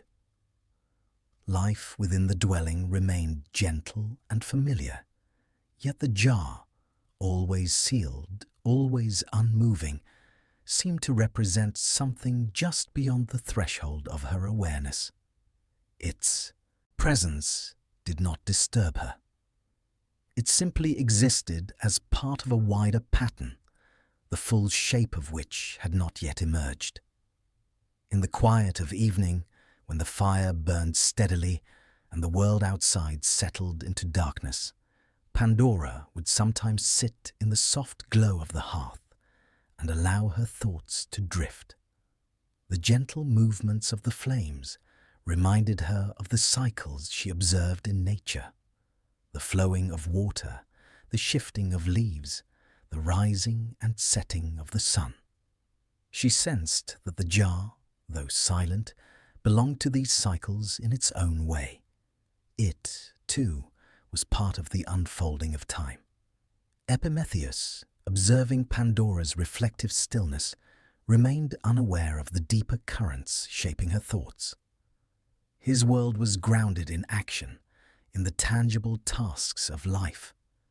He saw the jar only as an object placed in their home, not as a symbol or as a point of subtle transformation. Yet his presence provided Pandora with stability, a constant backdrop against which her inner awareness could deepen with quiet steadiness. As Part 17 concludes, the world remains balanced, suspended in the soft harmony that precedes change. The landscape carries the quiet beauty of a season nearing its full expression. The dwelling holds its gentle rhythms, warmed by the steady glow of the hearth. Epimetheus continues his work with calm practicality, and Pandora, attuned to the whispers of transition, moves through her days with growing awareness. The sealed jar remains untouched, its purpose still dormant. Yet its presence has taken root within Pandora's reflections, forming the quiet center of a transformation not yet realized. The harmony of early life continues, even as the first subtle threads of destiny draw closer, unseen, but gently weaving themselves into the fabric of her thoughts and the unfolding of mythic time. The gentle season deepened further, settling into a rhythm so even and so steady that each day seemed to merge softly into the next. Pandora continued to move through this time with quiet awareness, sensing the subtle changes around her, yet never feeling rushed by them. The valley, with its slow shifting colors and calming sounds, provided an environment where every detail unfolded at its own pace. Nothing called for urgency. Nothing demanded decision. Life drifted gracefully, as though suspended in a long exhale. Within this peaceful stretch of days, Pandora's attention began to return more often to the sealed jar. Not in worry, nor in fascination, but in a subtle, almost instinctive way, like noticing a star that becomes more visible only as twilight deepens. The jar had been part of her daily surroundings since the moment she arrived. Yet now it seemed to acquire a quiet gravity, a presence that hovered gently at the edge of her awareness. It wasn't that she felt drawn to open it. Rather, she felt increasingly aware of its role within the rhythm of her life, as though it held a place within the natural order, much like the shifting seasons, the path of the stream, or the steady warmth of the hearth. This awareness did not disturb her. It drifted through her mind like a soft breeze, coming and going without insistence. Epimetheus, attentive to the world in his own grounded way, remained oblivious to this subtle shift in Pandora's reflections. His days continued to follow predictable, comforting cycles. He observed the fields, gathered what the land provided, tended the fire when needed, and spoke simply and warmly to Pandora when their paths crossed throughout the day. His presence offered a kind of stability, anchoring the dwelling in familiar routines. Pandora, on the other hand, found her inner landscape expanding in soft, slow circles. She felt connected to the world around her in ways she could not easily define, as though each detail held a hidden message carried by time. When she touched the leaves of a changing tree, she sensed their quiet surrender to the season. When she stood near the stream, she recognized the unbroken continuity of its flowing water. When she listened to the breeze moving through the grasses, she felt the long rhythm of nature stretching far beyond herself. And then, when she glanced at the jar, she sensed, not knowledge, but awareness, that it belonged to this same rhythm. Her walks grew longer and her thoughts deeper, but always gentle. Pandora would follow the familiar paths through the valley, pausing often to observe small things. A stone warmed by sunlight, the delicate outline of a bird gliding across the sky, the soft layering of clouds drifting slowly overhead. Each image stayed with her, resting in her mind like ripples that spread quietly across a still pool. Returning home after such walks, she found herself noticing how the jar reflected the changing light throughout the day. In the morning, it absorbed soft gold tones. In the afternoon, shadows gathered around its base, forming patterns across the surface. In the evenings, when the hearth was lit, the jar seemed to glow gently, as though responding to the fire's warmth. None of these details carried urgency.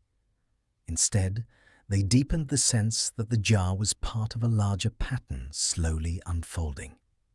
One afternoon, Pandora paused before it for a moment longer than usual. She stood silently, letting the warm light settle across the jar's sealed lid. The air around it felt calm and undisturbed. There was no shift, no sign, no message, only stillness. She felt no impulse to touch it, no curiosity edged with impatience. Instead, she felt the quiet presence of something waiting, not for action, but for the natural movement of time. It was like observing a bud that had not yet opened. Not a source of tension, but a simple truth that some things unfold only when the world is ready for them. Epimetheus entered the room shortly after, his calm steps grounding the moment. He greeted Pandora with a warm, simple smile that reflected his steady nature. She returned the smile and moved to tend the hearth, letting the presence of the jar slip gently back into the background of her awareness. As evening settled, Pandora sat beside the fire, letting its warmth wash over her. She watched the slow dance of the flames and allowed her thoughts to drift freely. Shadows shifted in soft patterns along the walls, and the air carried the earthy scents of wood and embers. In this peaceful atmosphere, she sensed once again the subtle quiet that surrounded the jar. It felt almost like a pause within the flow of time, a moment suspended between what had been and what would come. But the calm remained complete. Nothing changed. The jar remained sealed, steady, unmoving. Pandora's reflections grew deeper during the nights, when the world outside grew silent and the stars brightened across the sky. Sometimes she would step outside before sleeping, letting the cool air wrap gently around her. The constellations overhead remained unchanged, ancient and familiar. They shone with soft steadiness, as if watching over the early world with patient understanding. During one such night, Pandora lingered on the threshold longer than usual. She lifted her gaze upward, noting the slow arc of stars tracing the sky. She sensed that everything, earth, sky, and even the quiet jar inside, was part of a grand rhythm she could feel, but not yet comprehend. It was a feeling of belonging, of being part of something larger, something unfolding slowly with time. When she returned indoors, she found the jar resting near the hearth in a pool of soft, warm light. It struck her then that the jar seemed both ordinary and significant, both simple and profound. It was a paradox she accepted without needing an answer. Over the following days, this awareness wove itself into her routine. She tended the hearth with mindfulness. She prepared food with calm focus. She walked through the valley with softened senses, noticing the smallest variations in wind, light, and sound. Her days carried a clarity she had not experienced before, an appreciation for each moment as it unfolded. The jar remained at the heart of this awareness, though always gently, always quietly. Even without touching it, Pandora sensed that it held something that was part of her life's story. Not a burden, not a mystery demanding resolution, but a presence waiting for its own time, much like a seed waiting beneath the soil for the moment when conditions are right for sprouting. The harmony of the world continued, undisturbed. Each day rose gently, unfolded gracefully, and drifted into evening with unbroken calm. Epimetheus remained unchanged in his steady kindness. The valley continued its slow transformation as the season deepened. And Pandora, growing more attuned to the subtle patterns around her, drifted through life with quiet receptiveness. Yet beneath all this stillness, a soft momentum had begun. Not visible, not disruptive, but present, moving gently through Pandora's awareness, gathering slowly around the sealed jar, like the earliest whisper of a new wind far out at sea. The world had not yet changed, but it was preparing. The steady rhythm of the days continued, each one unfolding with a quiet patience that mirrored the slow turning of the seasons. Yet within this stretch of gentle time, the world around Pandora began to show the earliest signs of change. Nothing sudden, nothing that disrupted the comforting stillness that filled the valley, but subtle alterations that suggested a shift taking place beneath the visible surface of things. The air grew slightly cooler, carrying with it the crispness that marks the threshold between one season and the next. Leaves, once vibrant and full, now showed the faintest hint of fading tones, as though the world were preparing itself for a long, gradual rest.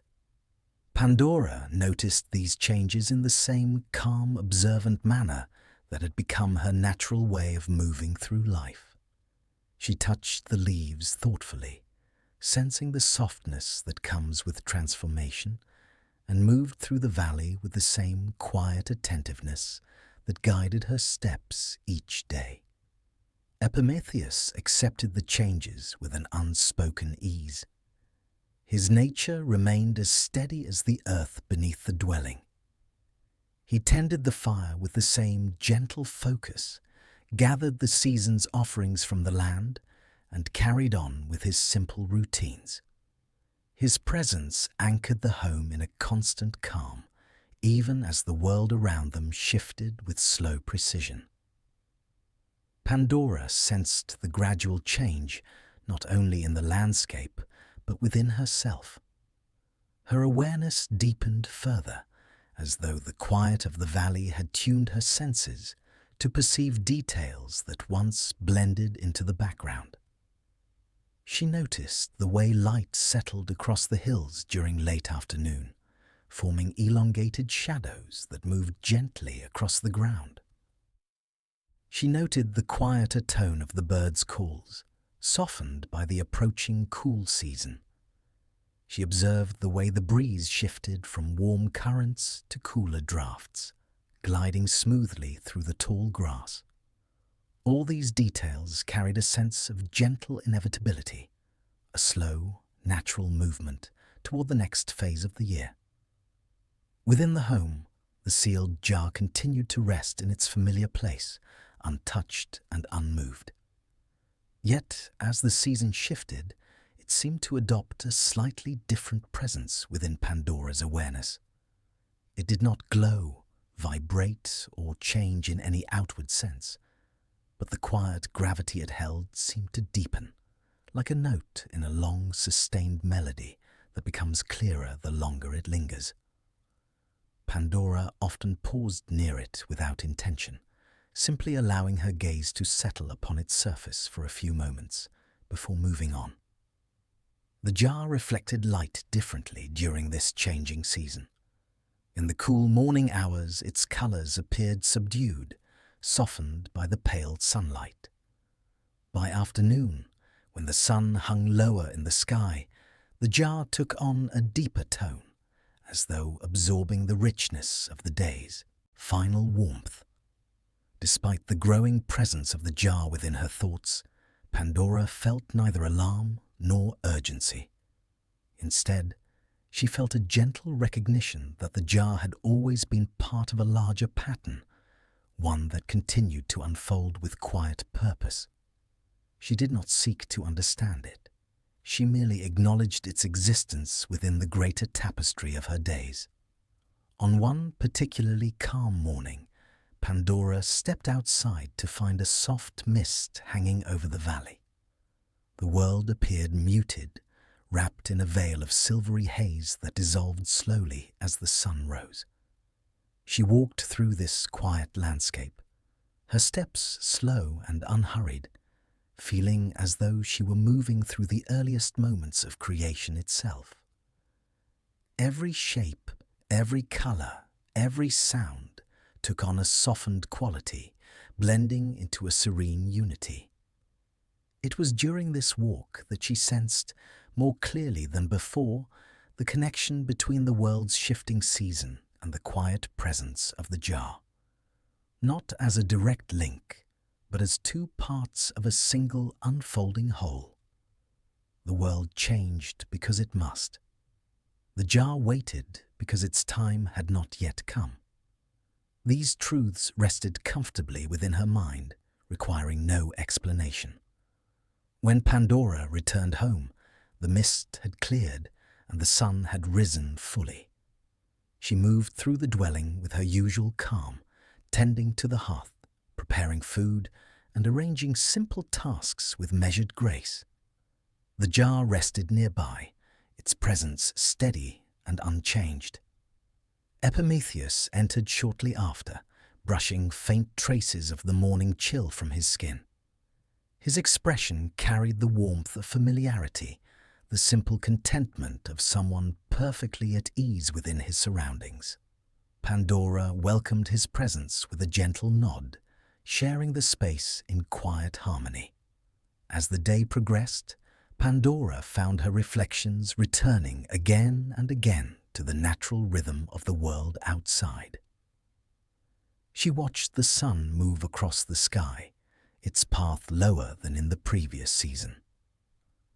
She listened to the softened rustling of the trees.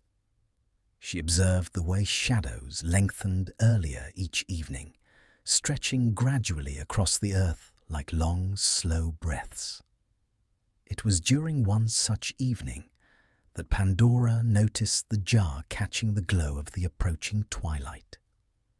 The fading light wrapped around its surface in muted gold, creating a soft halo that seemed to merge seamlessly with the quiet of the room. Pandora paused, sensing the stillness that gathered around it. The jar remained sealed, unmoving, yet the air felt faintly charged, not with tension, but with the awareness of something quietly approaching its appointed time. She did not touch the jar. She did not move closer. She simply stood for a moment, allowing the soft weight of the moment to rest gently upon her mind. The jar was not asking anything of her. It existed in patient stillness, waiting for the world's rhythm to guide whatever would come next. Later that night, as the stars brightened in the sky and the Ig Valley settled into deep quiet, Pandora lingered outside beneath the cool air. She gazed upward at the constellations, feeling the immensity of the sky and the long timelessness that stretched between each glimmering star. The universe felt both vast and intimate, as though every part of it shared the same slow pulse that guided her days. When Pandora returned indoors, the jar remained where it had always been. The fire had reduced to glowing embers, casting gentle patterns of light across the room. Pandora stood for a moment, watching the soft interplay of shadow and flame across the jar's surface. It held its quiet gravity, unchanged yet ever present. In this stillness, a sense of anticipation drifted through the air, soft, patient, and without urgency. The world was shifting, preparing for something subtle and inevitable, though the exact nature of that change remained hidden within the layers of time. The night deepened. The valley quieted. The stars maintained their ancient course. In the center of the dwelling, the jar waited, silent, sealed, and steady, carrying within it the faint promise of a moment not yet arrived. The passing days continued to move gently forward, guided by the slow shift of the season. The valley settled deeper into its quiet transformation, its colors softened by cooling air and lengthening shadows. In this soft progression, the world seemed to breathe more slowly, as though preparing itself for a long transition. Nothing unfolded abruptly. Even change arrived with a calm, measured patience that allowed every element of nature to adjust in its own time. Pandora felt these changes with increasing clarity. Her awareness, tuned to the subtle rhythms of the environment, registered each small alteration. The crispness in the morning air lingered a little longer. The daylight carried a faint golden hue, diffused more gently across the hills.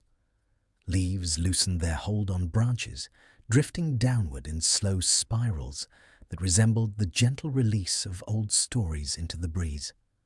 These shifts brought neither worry nor longing. They were simply the natural continuation of the world's quiet cycle. Within the home, Epimetheus remained a steady presence. His movements retained their calm simplicity, shaped by instinctive familiarity with the turning of seasons. He adjusted his routines without ceremony, gathering different herbs, preparing the hearth earlier in the day, and observing the sky with the ease of someone who had always lived closely with nature. His constancy grounded the dwelling, giving each day a sense of reliable shape. Pandora moved within this stability, her thoughts drifting in slow, meditative currents. She sensed the world evolving softly around her, and she felt herself shifting alongside it, not outwardly, but in the quiet landscape of her inner reflections. Her thoughts no longer returned to the jar with the same frequency, nor with the same curiosity. Instead, the jar had become a quiet presence woven into the larger pattern of her days, a still point within the ongoing flow of time. Yet there was a subtle difference now. The jar no longer rested solely at the edges of her awareness. At times, Pandora sensed something like a faint echo surrounding it. Not a sound, but a quiet impression, as though the air near it held a slightly denser stillness. It was not unsettling. It was simply part of the world's gentle shift, another element settling into place within a larger design that remained hidden, yet harmonious. Pandora's days continued with unbroken calm. Each morning, she stepped outside to feel the cool air gather around her, taking note of the softened sunlight filtering through the thinning canopy. The valley, once vibrant with full foliage, now revealed more of its contours as the trees shed their leaves. Rocks, paths, and gentle rises in the terrain emerged into clearer view, giving the landscape a new sense of openness. During her walks, Pandora found herself pausing more often to observe small details. The quiet shimmer of frost forming along the edges of early grasses, the subdued silhouettes of distant hills, the faint hush of wind moving through branches that had grown lighter with the season's touch. Each element felt like a piece of a slowly unfolding story, one written not in words, but in the steady progression of time itself. When she returned indoors, the warmth of the hearth welcomed her with steady comfort. The room glowed softly under the flame's gentle light. The jar remained near the fire, just as it always had. Yet Pandora sensed that the stillness around it had grown deeper, as though the surrounding air had thickened in a way that was almost imperceptible. She did not interpret this as a sign. She did not read it as a warning or a message. It simply existed as part of the room's quiet atmosphere, like the faint scent of wood smoke or the soft crackle of burning logs. Epimetheus entered during one such quiet afternoon, carrying branches gathered from the thinning groves. His presence disrupted nothing. He moved with the tranquility of someone long accustomed to the measured pace of the world. When he set the branches by the hearth, the soft thud blended seamlessly into the room's calm, as though even sound itself recognized the need for gentleness. As the season deepened, the evenings grew longer. Twilight arrived earlier, and the boundary between day and night stretched into a soft gradient of muted light. Pandora often stood at the window during this time, watching the fading colors settle over the hills. The sky shifted through shades of gold, rose, and pale lavender before darkening into quiet blues. The gradual dimming felt like a slow closure of the day, a gentle descent into rest. In these twilight hours, the jar seemed subtly transformed, not by shape or movement, but by the way it absorbed the changing light. Shadows gathered around its base, forming smooth, curving patterns that echoed the jar's rounded shape. The faint glow of the hearth highlighted its surface, casting soft reflections across the room. The jar appeared both solid and distant, part of the physical world, yet somehow set apart from it, existing in its own quiet sphere. Pandora felt this subtle shift without fully understanding it. She sensed that the jar carried a stillness unlike anything else in the dwelling, a stillness that did not belong solely to the present moment, but perhaps to something older, deeper, and patient in a way that transcended the everyday flow of life. One evening, as she sat near the hearth, Pandora noticed the faintest movement in the fire's glow. The flames flickered with a slightly different rhythm, their light stretching farther across the room than usual. This subtle change illuminated the jar in a way that made it appear momentarily more defined, as though its presence had sharpened for a brief moment before returning to its usual calm. Pandora did not move closer. She did not touch the jar. Instead, she remained seated, her gaze soft and thoughtful, allowing the moment to pass without interpretation. The jar resumed its quiet position, unmoving and unchanging, as though it had never shifted at all. The following days continued with the same gentle progression. The world outside grew even colder, and Pandora welcomed the hearth's warmth with deeper appreciation. Leaves collected along the edges of the dwelling, gathering in quiet clusters shaped by the wind. The valley embraced its changing season with peaceful acceptance, each detail falling naturally into place. The jar remained central, though always silent, always waiting. Its presence did not grow threatening or insistent. Instead, it carried a gravity that seemed connected to the slow arc of time, as though it held within it the potential of a moment that had not yet arrived. Pandora sensed this gathering of forces, not as a prophecy or a warning, but as a quiet truth that belonged to the larger rhythm of the world. Nothing within her resisted it. Nothing within her sought to change it. She absorbed this growing awareness with the same calm acceptance she brought to every part of her life. The valley rested. The season deepened. The air grew stiller, as though the world itself were holding a long, gentle breath. And within the heart of the dwelling, the jar remained sealed, patient and steady, carrying within its silence the faintest trace of something slowly drawing near. The season continued its patient progression, settling into a deeper quiet that wrapped itself gently around the valley. Each day carried a softness that seemed to slow the very movement of time. The sunlight, now lower in the sky, drifted across the landscape with subdued warmth, illuminating the changing world in muted gold. Nothing rushed, nothing intruded.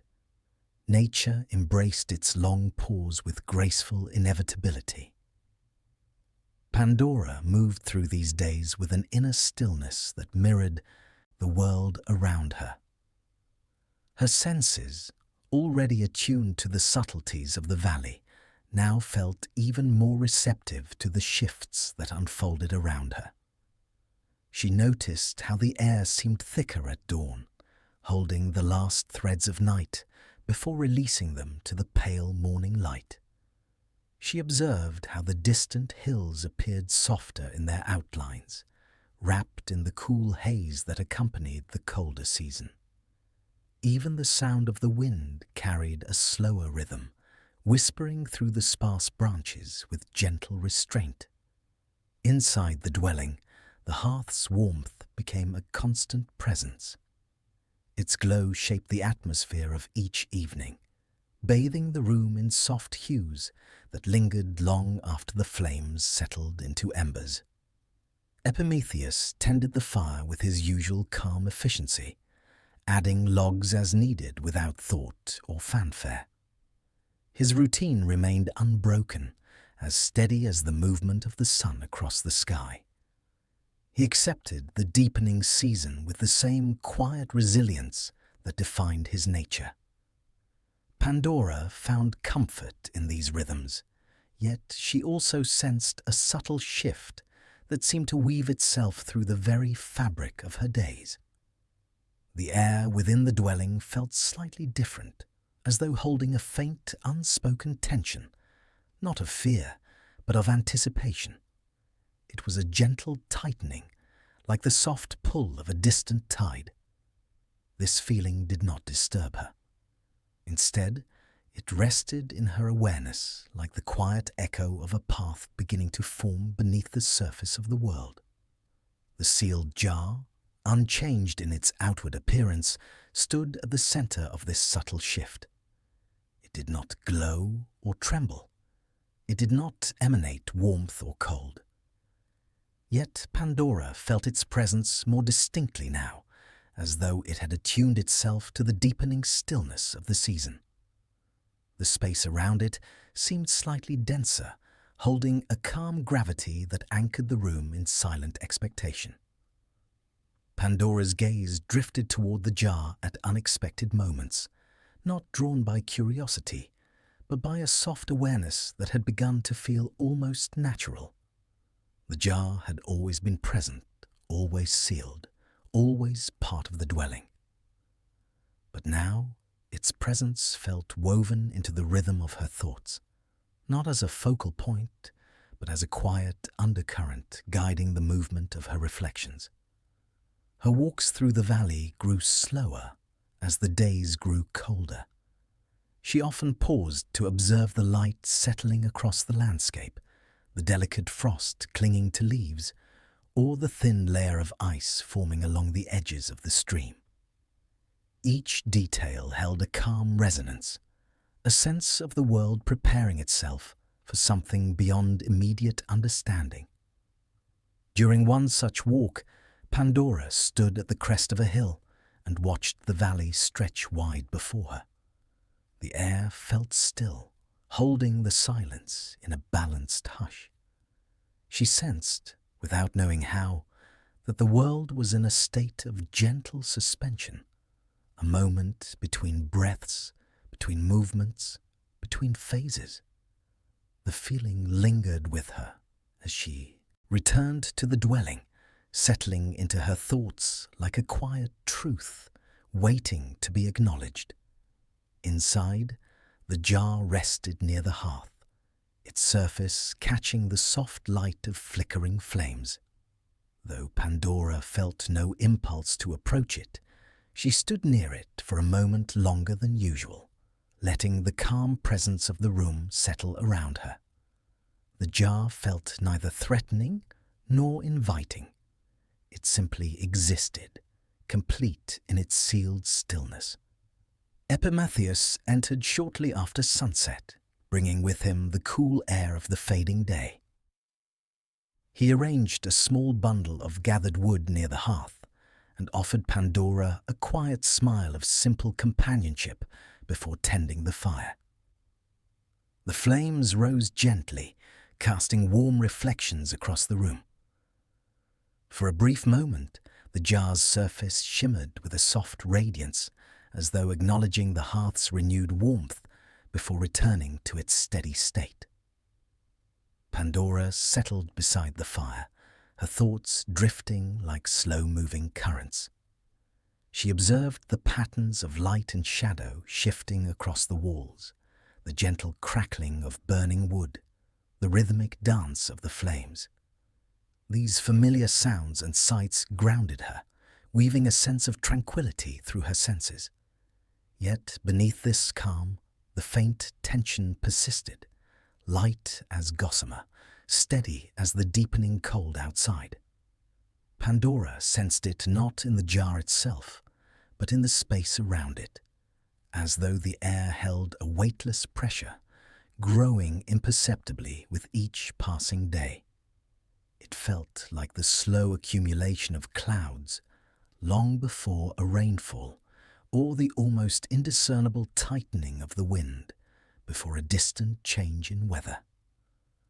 This feeling followed Pandora into her nights. When she stepped outside beneath the quiet sky, she looked upon the constellations with new awareness. The stars appeared sharper, as though the cold had polished them into clearer focus. Their ancient patterns seemed to rest more heavily upon the world, lending the night a deeper stillness. Pandora lingered beneath their light, sensing that the world was drawing nearer to something it had long been approaching. A moment that existed not in time measured by days, but in the larger cycles that guided the movement of fate itself. Returning indoors, Pandora found the jar illuminated by the soft glow of the embers. Its presence felt unchanged, yet the room held a quiet atmosphere that seemed to deepen with each night. Pandora sensed that the jar belonged not only to the present moment, but to a larger story unfolding through the slow arc of the seasons. Days continued to pass with the same gentle progression. Frost collected more thickly at dawn. Shadows grew longer and more subdued. The world breathed slowly, patiently, as though conserving its strength for a quiet culmination. Through it all, Pandora remained calm. She accepted the quiet tension with the same peaceful awareness she brought to every part of her life. The jar's gravity no longer felt like a mystery, to be unraveled. Instead, it existed as an inevitable companion to the unfolding of the world, a presence shaped by forces older and deeper than anything she could perceive. The valley settled further into stillness. The cold deepened. Time felt suspended, held gently between what had been and what would soon come to pass. And in the heart of the dwelling, the jar remained sealed, silent and steady, holding within its quiet form the faint pulse of a moment, slowly approaching the threshold of its time. The world continued its slow descent into deeper stillness, embracing the quiet rhythm that accompanied the season's progression. Days unfolded with hushed grace, each one carrying the soft weight of inevitability. The air felt heavier now, filled with a cool clarity that settled over the valley like a gentle veil. Nothing rushed, nothing pressed forward. Everything simply moved along the measured path laid out by nature's long breath. Pandora sensed this deepening calm, as though it were part of her own inner landscape. Her thoughts drifted through the days with quiet ease, shaped by the subtlety of the world around her. She noticed how the light entered the dwelling at sharper angles, filtering through the doorway in thin, pale bands that rested across the floor before slowly shifting with the movement of the sun. She observed how the trees held their bare branches like delicate silhouettes against the sky, and how the grasses bowed under the weight of frost that clung to them each morning. Epimetheus continued his steady routine, unbothered by the deepening cold. His movements remained calm and deliberate. He gathered fallen branches, checked the storage for food preserved earlier in the season, and ensured the hearth remained warm. His presence radiated a quiet constancy, anchoring the household even as the natural world leaned ever further into winter's approach. Pandora moved through the dwelling with gentle care, attuned to the shifting atmosphere. The jar remained in its familiar place, yet the air surrounding it felt subtly different, as though a thin, transparent layer had settled over it, soft but perceptible. Pandora did not interpret this as a sign or a message. It simply existed, woven into the environment as naturally as the coolness of the air or the muted colors of the hills. Each day, she paused near the jar without intention, letting her gaze rest upon its surface for a few moments. Its sealed lid remained unbroken, its shape unchanged, its presence steady. Nothing stirred within it, yet Pandora sensed that the world around it had begun to hold its breath, waiting for something that had not yet arrived. During her walks through the valley, Pandora felt this quiet suspension reflected in the landscape. The stream, though still flowing, moved with a heavier sound, its waters slowed by the chill. The birds' calls had softened into gentle notes that drifted through the cold air without urgency. Even the sky seemed to hold a quiet expectancy, its colors muted yet layered, as though holding more than light alone. On one such walk, Pandora stood at a familiar rise overlooking the valley. The earth beneath her felt firm with frost, and the wind carried a cool, delicate stillness. She remained there for several moments, watching the way the light played across the distant hills. She sensed, not in thought, but in quiet intuition, that the world had reached the edge of something, a threshold so subtle it could only be felt in the spaces between breaths. When she returned to the dwelling, the jar sat near the hearth exactly as she had left it. The fire's glow reflected softly across its surface, forming shifting patterns of orange and gold. Pandora felt a faint echo of recognition, not toward the jar specifically, but toward the moment itself. It was as though time had begun gathering itself, folding gently inward, preparing for a quiet unfolding. Epimetheus entered a short while later, bringing with him the cool scent of the outdoors. He added a few logs to the fire and watched the flames rise, settling into their familiar rhythm. Pandora sat nearby, her gaze softened by thought. Neither spoke. The quiet between them felt natural, a shared moment of calm shaped by the world's deepening stillness. That evening, the sky darkened earlier than before. Twilight came with a deeper hue, spreading across the valley like a soft blanket. The constellations emerged with startling clarity, their cold light shimmering above the quiet earth. Pandora stepped outside to observe them, drawn by the gentle pull of the night. The stars appeared sharper, more focused, as though the sky itself had shifted into a state of heightened stillness. Standing beneath the vastness of the celestial dome, Pandora sensed that the moment before her was part of something long woven into the fabric of time.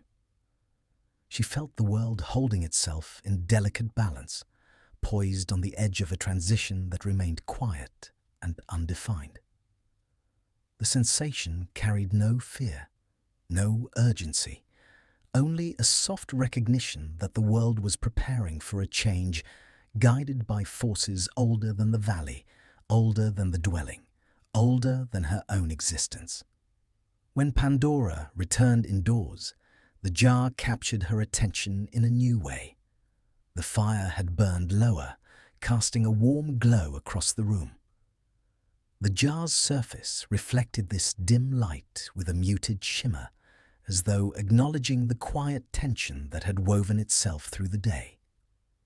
Pandora approached it slowly, not compelled by curiosity, but with a calm awareness that seemed to bridge the distance between her and the jar. She did not touch it. She simply stood near it, letting the moment settle over her like soft frost. The jar remained sealed and silent, yet the air around it carried a sense of nearing completion, a feeling like the final stillness before the first snowflake falls, or the moment just before dawn reshapes the world in a new light. Pandora stepped back and resumed her place near the hearth. She watched the fire shrink into embers, their glow pulsing softly. The room grew darker and the shadows deepened around the jar. Still, its presence remained steady, a quiet anchor within the shifting atmosphere.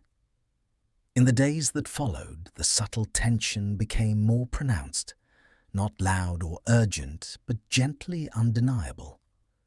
Pandora sensed it in her sleep, in her waking moments, in the quiet between her heartbeats. The valley reflected it in its muted tones, in the cold air that carried fewer sounds, in the pale light that lingered briefly each morning before yielding to the low arc of the sun. Epimetheus continued his routines unchanged, unaware of the quiet gathering of forces. Pandora observed his calm movements with a sense of grounding, appreciating the balance he brought to their daily life. His steadiness formed a counterpoint to the soft undercurrent of anticipation that now wove itself through Pandora's awareness. Winter approached in quiet steps. The frost thickened. The air grew sharper. Light and shadow stretched farther across the land. And within the dwelling, the jar remained exactly as it had always been, sealed, solid, silent. Yet the space around it felt charged with a fragile expectancy, as though the world were drawing closer to the moment it had been slowly approaching. Nothing had changed, and yet everything was quietly preparing. The deepening seasons settled fully into the valley, embracing the land with a quiet that felt almost complete. Frost, once a delicate visitor at dawn, now lingered throughout much of the day, shaping the edges of leaves and stones with a fine silver crust. The wind, once carrying soft traces of warmth, moved with a cooler weight, drifting gently through the open spaces with a muted tone.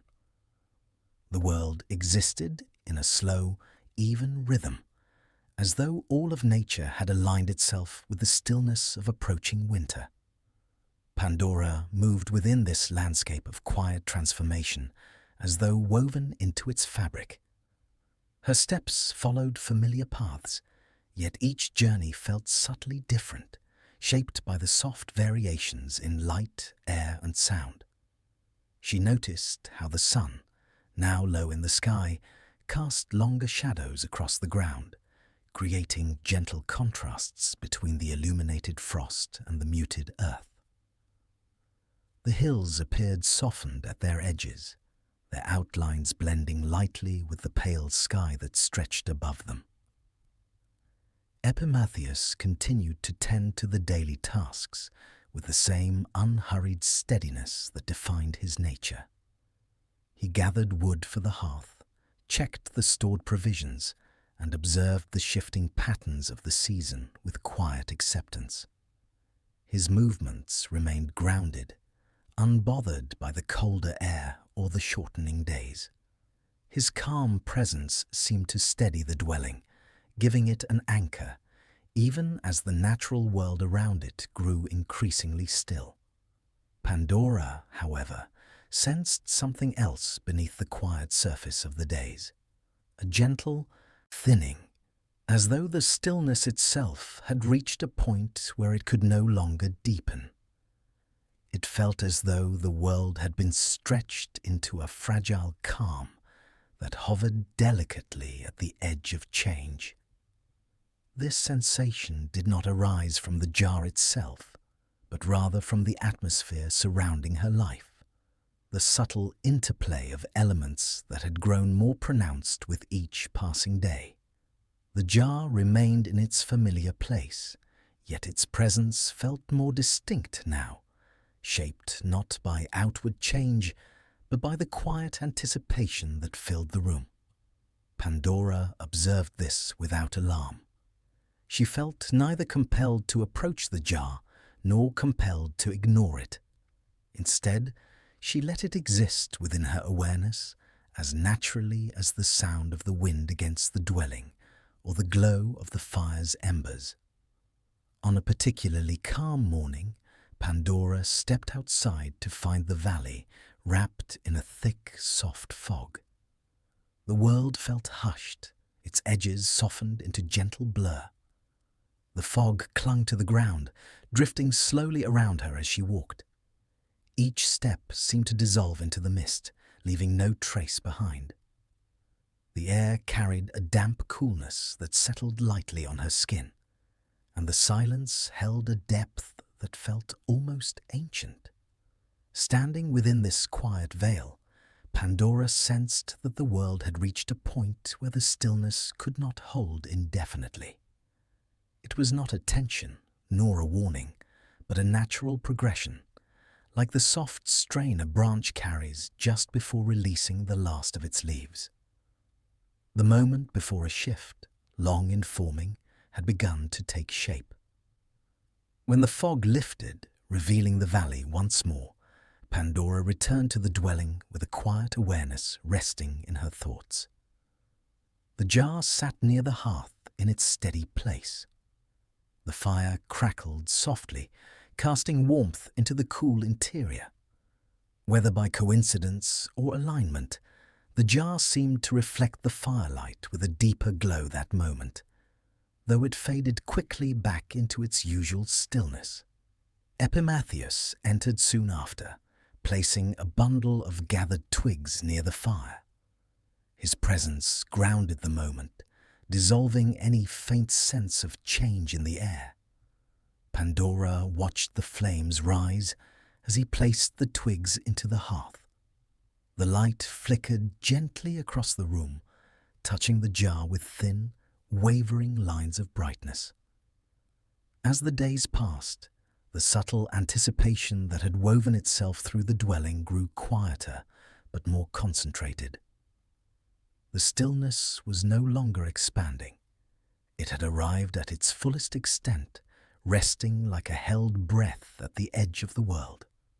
Though nothing in the room moved, Pandora sensed that this calm now carried the slightest tremor, an almost imperceptible readiness for what time would eventually unfold. Her awareness, sharpened by the long period of quiet observation, noted even the subtlest shifts. The jar seemed, though unchanged, to occupy its place with a kind of finality, as though the moment it awaited had drawn closer.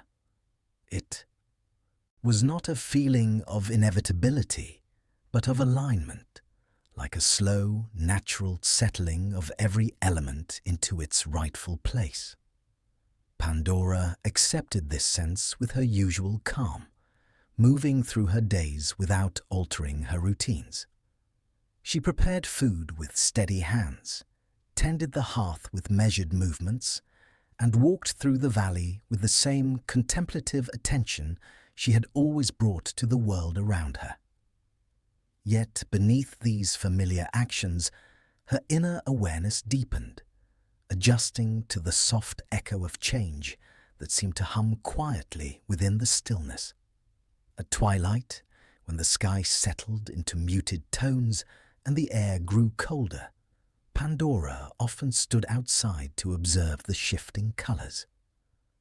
The horizon glowed with faint gold and pale rose before dissolving into shadow. The constellations appeared slowly, their light crisp against the darkening sky. The air stilled around her, holding the silence carefully, as though waiting for something subtle and unseen. On one such evening, Pandora lingered longer than usual. She felt the cold settle into her breath, felt the earth beneath her feet grow firm with frost, felt the sky arch overhead with ancient patience.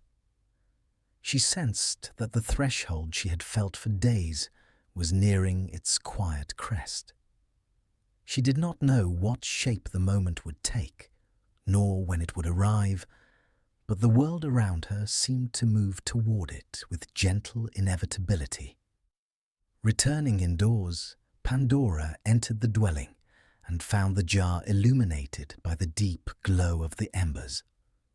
The room felt warmer than the world outside, yet the air held a delicate stillness that seemed to hum ever so faintly beneath the surface. The jar's presence felt more distinct than before, not louder, not brighter, but sharper at the edge of her awareness, like a note sustained so softly it could only be felt. She paused for a moment, letting the atmosphere settle around her. She did not approach the jar. She did not touch it. She simply acknowledged its presence within the quiet room. In the following days, winter advanced with a soft but determined touch. The frost thickened its hold over the valley. The air carried the crisp clarity of the deepest cold. Light moved gently across the shortened hours of the day, dimming earlier each evening. The world breathed in slow echoes, each one quieter than the last.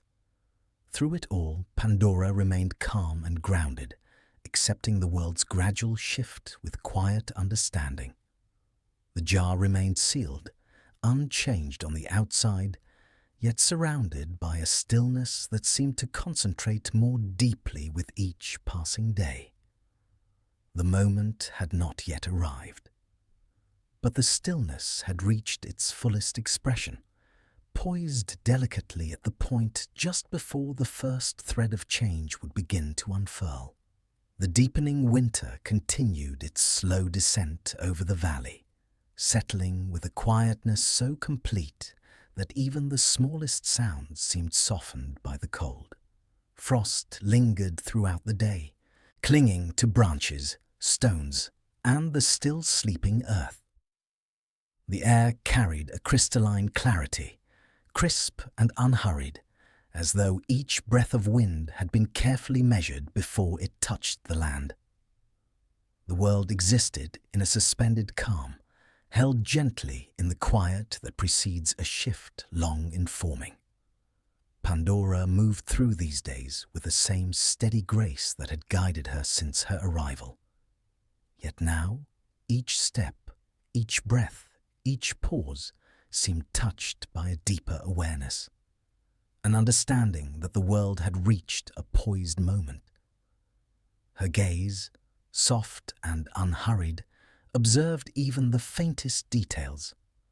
The thin patterns formed by frost across the hearthstones, the pale winter light filtering through the doorway, the subtle weight of silence that settled over the dwelling. Epimetheus remained unchanged in his routines. His presence continued to anchor the home with quiet steadiness. He tended the fire, arranged the stored provisions, and moved with thoughtful simplicity through each task. Nothing in his demeanor indicated awareness of the delicate tension that had taken root in the world around them. He lived within the surface, calm, untouched by the subtle currents that had begun to gather beneath it. Pandora's awareness, however, reached into these currents with a sensitivity that seemed almost instinctive. She did not know their meaning, nor did she question their presence. She simply felt them, like the softened echoes of an unseen movement drifting through the air. The jar, steady and silent in its familiar place, remained at the center of this gathering quiet, not as a source of disturbance, but as a point around which the stillness seemed to settle. The jar itself had not changed. Its surface reflected light with the same muted tone. Its lid remained sealed. Its shape remained simple and unbroken. Yet the space surrounding it felt subtly altered, as though the air had grown denser, shaped by a breath held too long. Pandora sensed this deepening quiet with calm acceptance. The jar did not call to her. It did not compel her attention. It simply held its place within the stillness, waiting for a moment not yet reached. One morning, Pandora stepped outside to find the valley covered in a delicate layer of ice that shimmered beneath the pale light. The trees, stripped of their leaves, stood like statues carved from winter's breath. The sky stretched above with a cold, translucent brightness that made the air appear almost weightless. The world felt suspended, as though time itself had slowed to match the measured rhythm of the season. As Pandora walked through the valley, the sound of her steps blended softly with the frost beneath her feet. The crisp air wrapped around her, carrying a silence that felt deeper than any she had known. The stream, though still moving, flowed with a heavy murmur, its surface edged with ice that formed delicate, crystalline shapes. Birds remained quiet in the chilled world, their presence felt more through the faint rustling of branches than through song. Pandora paused near the stream, watching the water slip beneath the thin crusts of ice. She sensed the world holding itself steady, as though every element, from the smallest grain of frost to the distant hills, had aligned into a quiet anticipation. She did not interpret these impressions in words. They existed as part of her awareness, like distant vibrations felt more than understood. Returning to the dwelling, Pandora stepped into the familiar warmth. The hearth glowed with low flames, casting gentle waves of heat across the room. The jar sat where it always had, illuminated by the shifting patterns of firelight. Its surface reflected a soft glow, neither bright nor dim, simply present. Pandora felt the air within the dwelling settle around her, carrying the same quiet concentration she had sensed outdoors. She moved through the room with slow, thoughtful steps, tending to simple tasks while allowing her thoughts to drift. As she passed near the jar, she felt not a pull, but an awareness that the stillness surrounding it had deepened even further. Epimetheus entered a short while later, bringing with him faint traces of the cold air outside. He set a bundle of branches near the fire and added a few to the hearth. The rising flames sent a warm glow across the room, and for a moment the jar's presence felt subtly highlighted by the shifting light. Pandora watched this without concern, acknowledging the moment as part of the unfolding quiet rather than as a sign of change. As the hours passed, the day faded into an early twilight. The sky darkened into muted shades of lavender and pale grey, and the first faint stars appeared overhead. Pandora stood at the window, watching the evening settle over the valley. The light dwindled with gentle grace, and the world slipped into shadow without resistance. She stepped outside briefly, letting the cold air brush against her skin. The night felt heavier than usual, filled with a quiet that seemed to press gently upon the landscape. The stars, though few, shone with sharp clarity. The constellations arched above with the slow dignity of ancient patterns, unchanged by the shifting world below. Pandora lingered beneath the sky for a while, absorbing the stillness.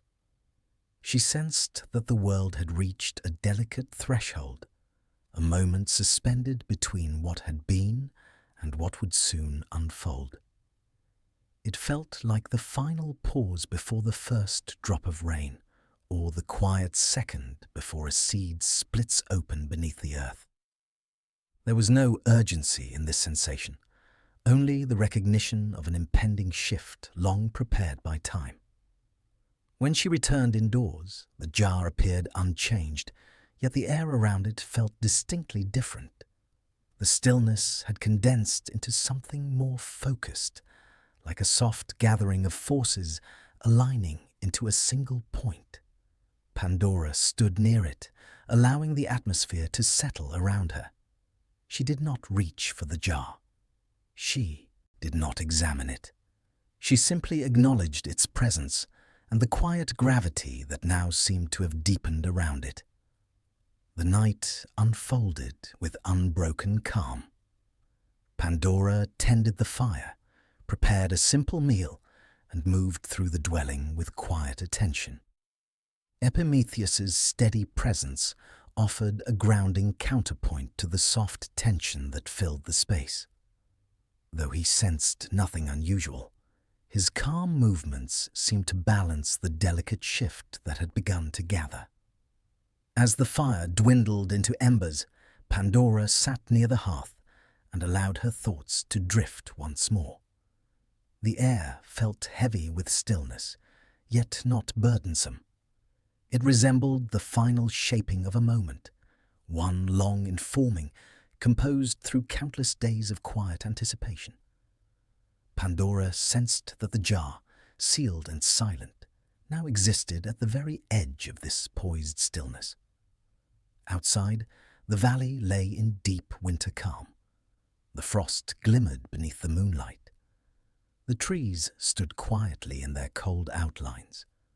The world seemed to listen, waiting for the faintest sound that might break the long-held silence.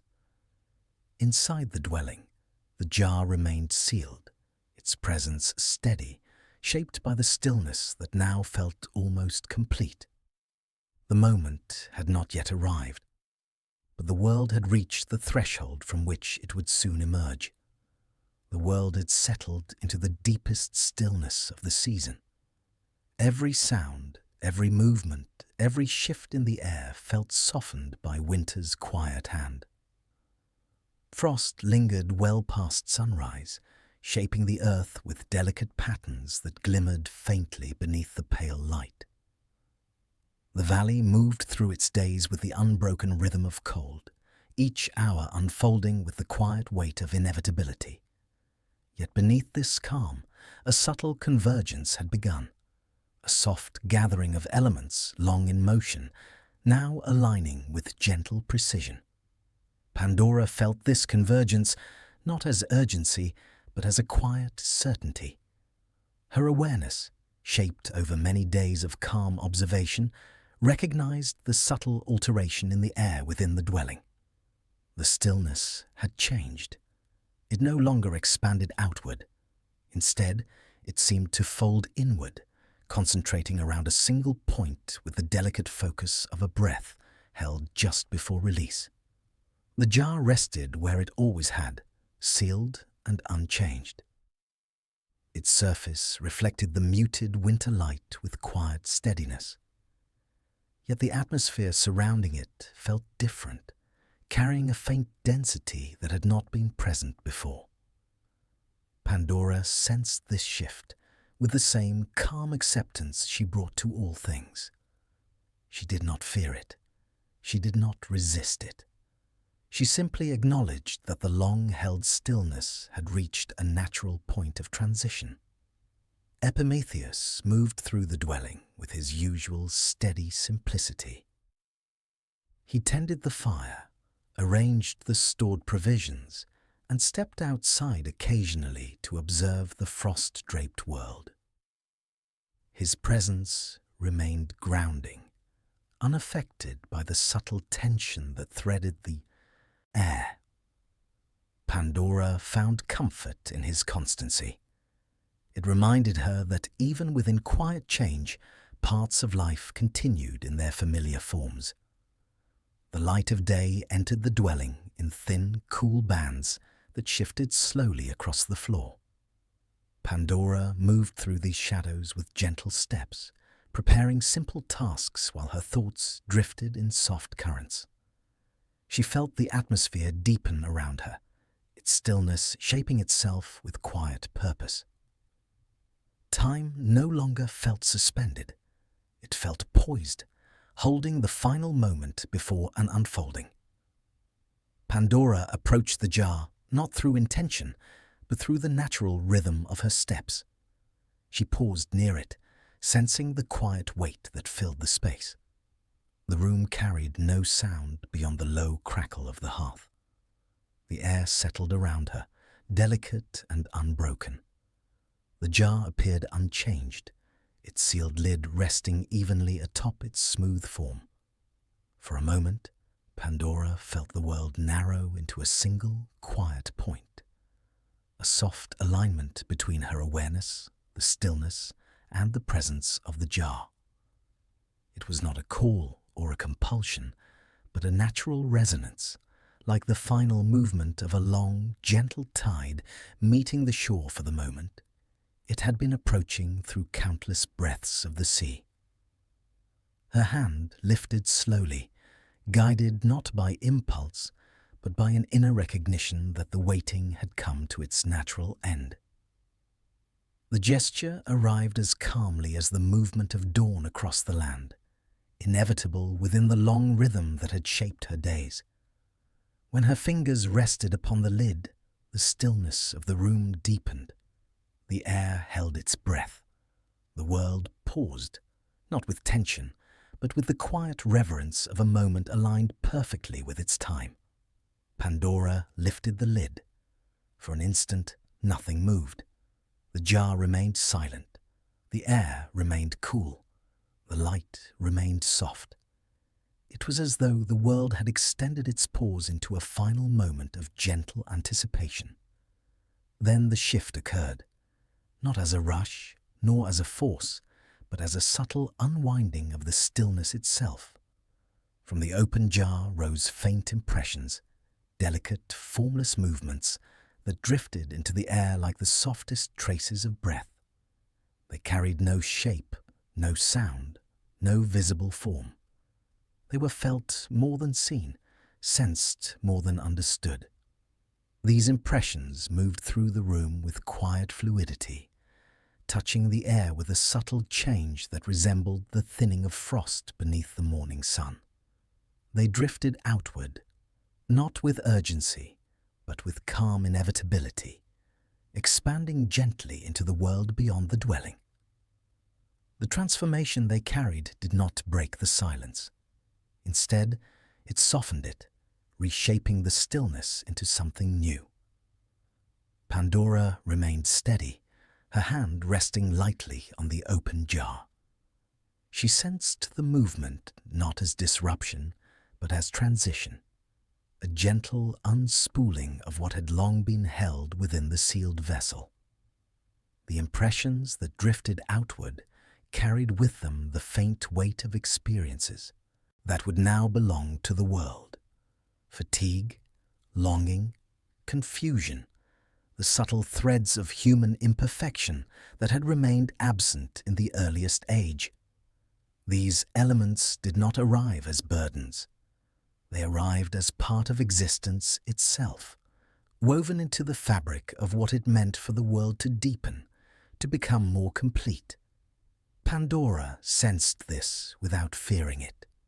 She understood in a quiet way that these forms were not punishments, but parts of a broader whole, as natural to the shape of life as light and shadow. As the final traces drifted outward, the air around Pandora grew lighter. The tension that had gathered for so many days dissolved gently, like mist lifting beneath the sun. What remained within the jar settled into a quiet stillness, distinct from the space that had been filled before. Something remained within it, not heavy, not dark, but soft and enduring. Pandora looked into the jar and sensed this presence, a faint impression of resilience, quiet and subtle, resting gently where the other forms had once been sealed. It felt like the warmth that lingers after a long night, or the delicate promise carried by the first green bud beneath the frost. It was not brightness, and not joy alone, but a steady thread of possibility that persisted, even when all else seemed uncertain. Hope. Pandora replaced the lid gently, not to confine the world, but to acknowledge that what remained within the jar was meant to endure. It was a quiet presence, ready to settle into the hearts of those who would navigate the new complexities of existence. Not an escape, but a steady companion. She stepped back, letting the air settle once more. The dwelling felt different, still calm, but no longer held in suspension. The world's quiet had shifted into a new rhythm, shaped by the movement that had finally unfolded. Epimetheus entered the room, carrying the cool air of winter. He sensed only that the atmosphere had changed, though he could not discern how. Pandora met his calm gaze with her own steady composure. Together, they stood in the dwelling's gentle warmth, rooted in the beginning of a new era, shaped not by perfection, but by the quiet balance between challenge and endurance. Outside, the valley remained hushed beneath winter's touch. Frost glimmered in the pale light. The world held a new depth, shaped by threads of experience that would now weave themselves through the lives of mortals. And within the dwelling, the jar rested gently in its place, sealed once more, holding the quiet presence that would help the world move forward through all the seasons yet to come. As the story of Pandora reaches its final quiet turn, the ancient world settles once more into a gentle stillness. The long arc of her tale, formed from clay, shaped by divine intention and carried across generations, softens into a peaceful echo that lingers at the edge of waking thought. What began as an origin myth becomes a reflection on the nature of existence itself, tracing the earliest imaginings of how hardship and hope found their place within the human experience. The poets who first shaped this story understood that even within difficulty there remains a steady glimmer that endures. The presence left within the jar, subtle and unwavering, has followed countless generations like a faint light held at the horizon. Through shifting ages and retellings, it has continued to rest quietly at the center of the myth, offering balance to the world's complexities. As the final moments of this journey fade into the soft quiet of night, the tale of Pandora settles into the larger tapestry of ancient memory. The rhythm of the story slows, aligning with the deeper rhythms of rest. For those who linger with these timeless myths, a gentle gesture of support, like, subscribe, and share where the listening takes place, helps these stories continue their calm passage through the dark. May the quiet that follows carry the listener peacefully into sleep.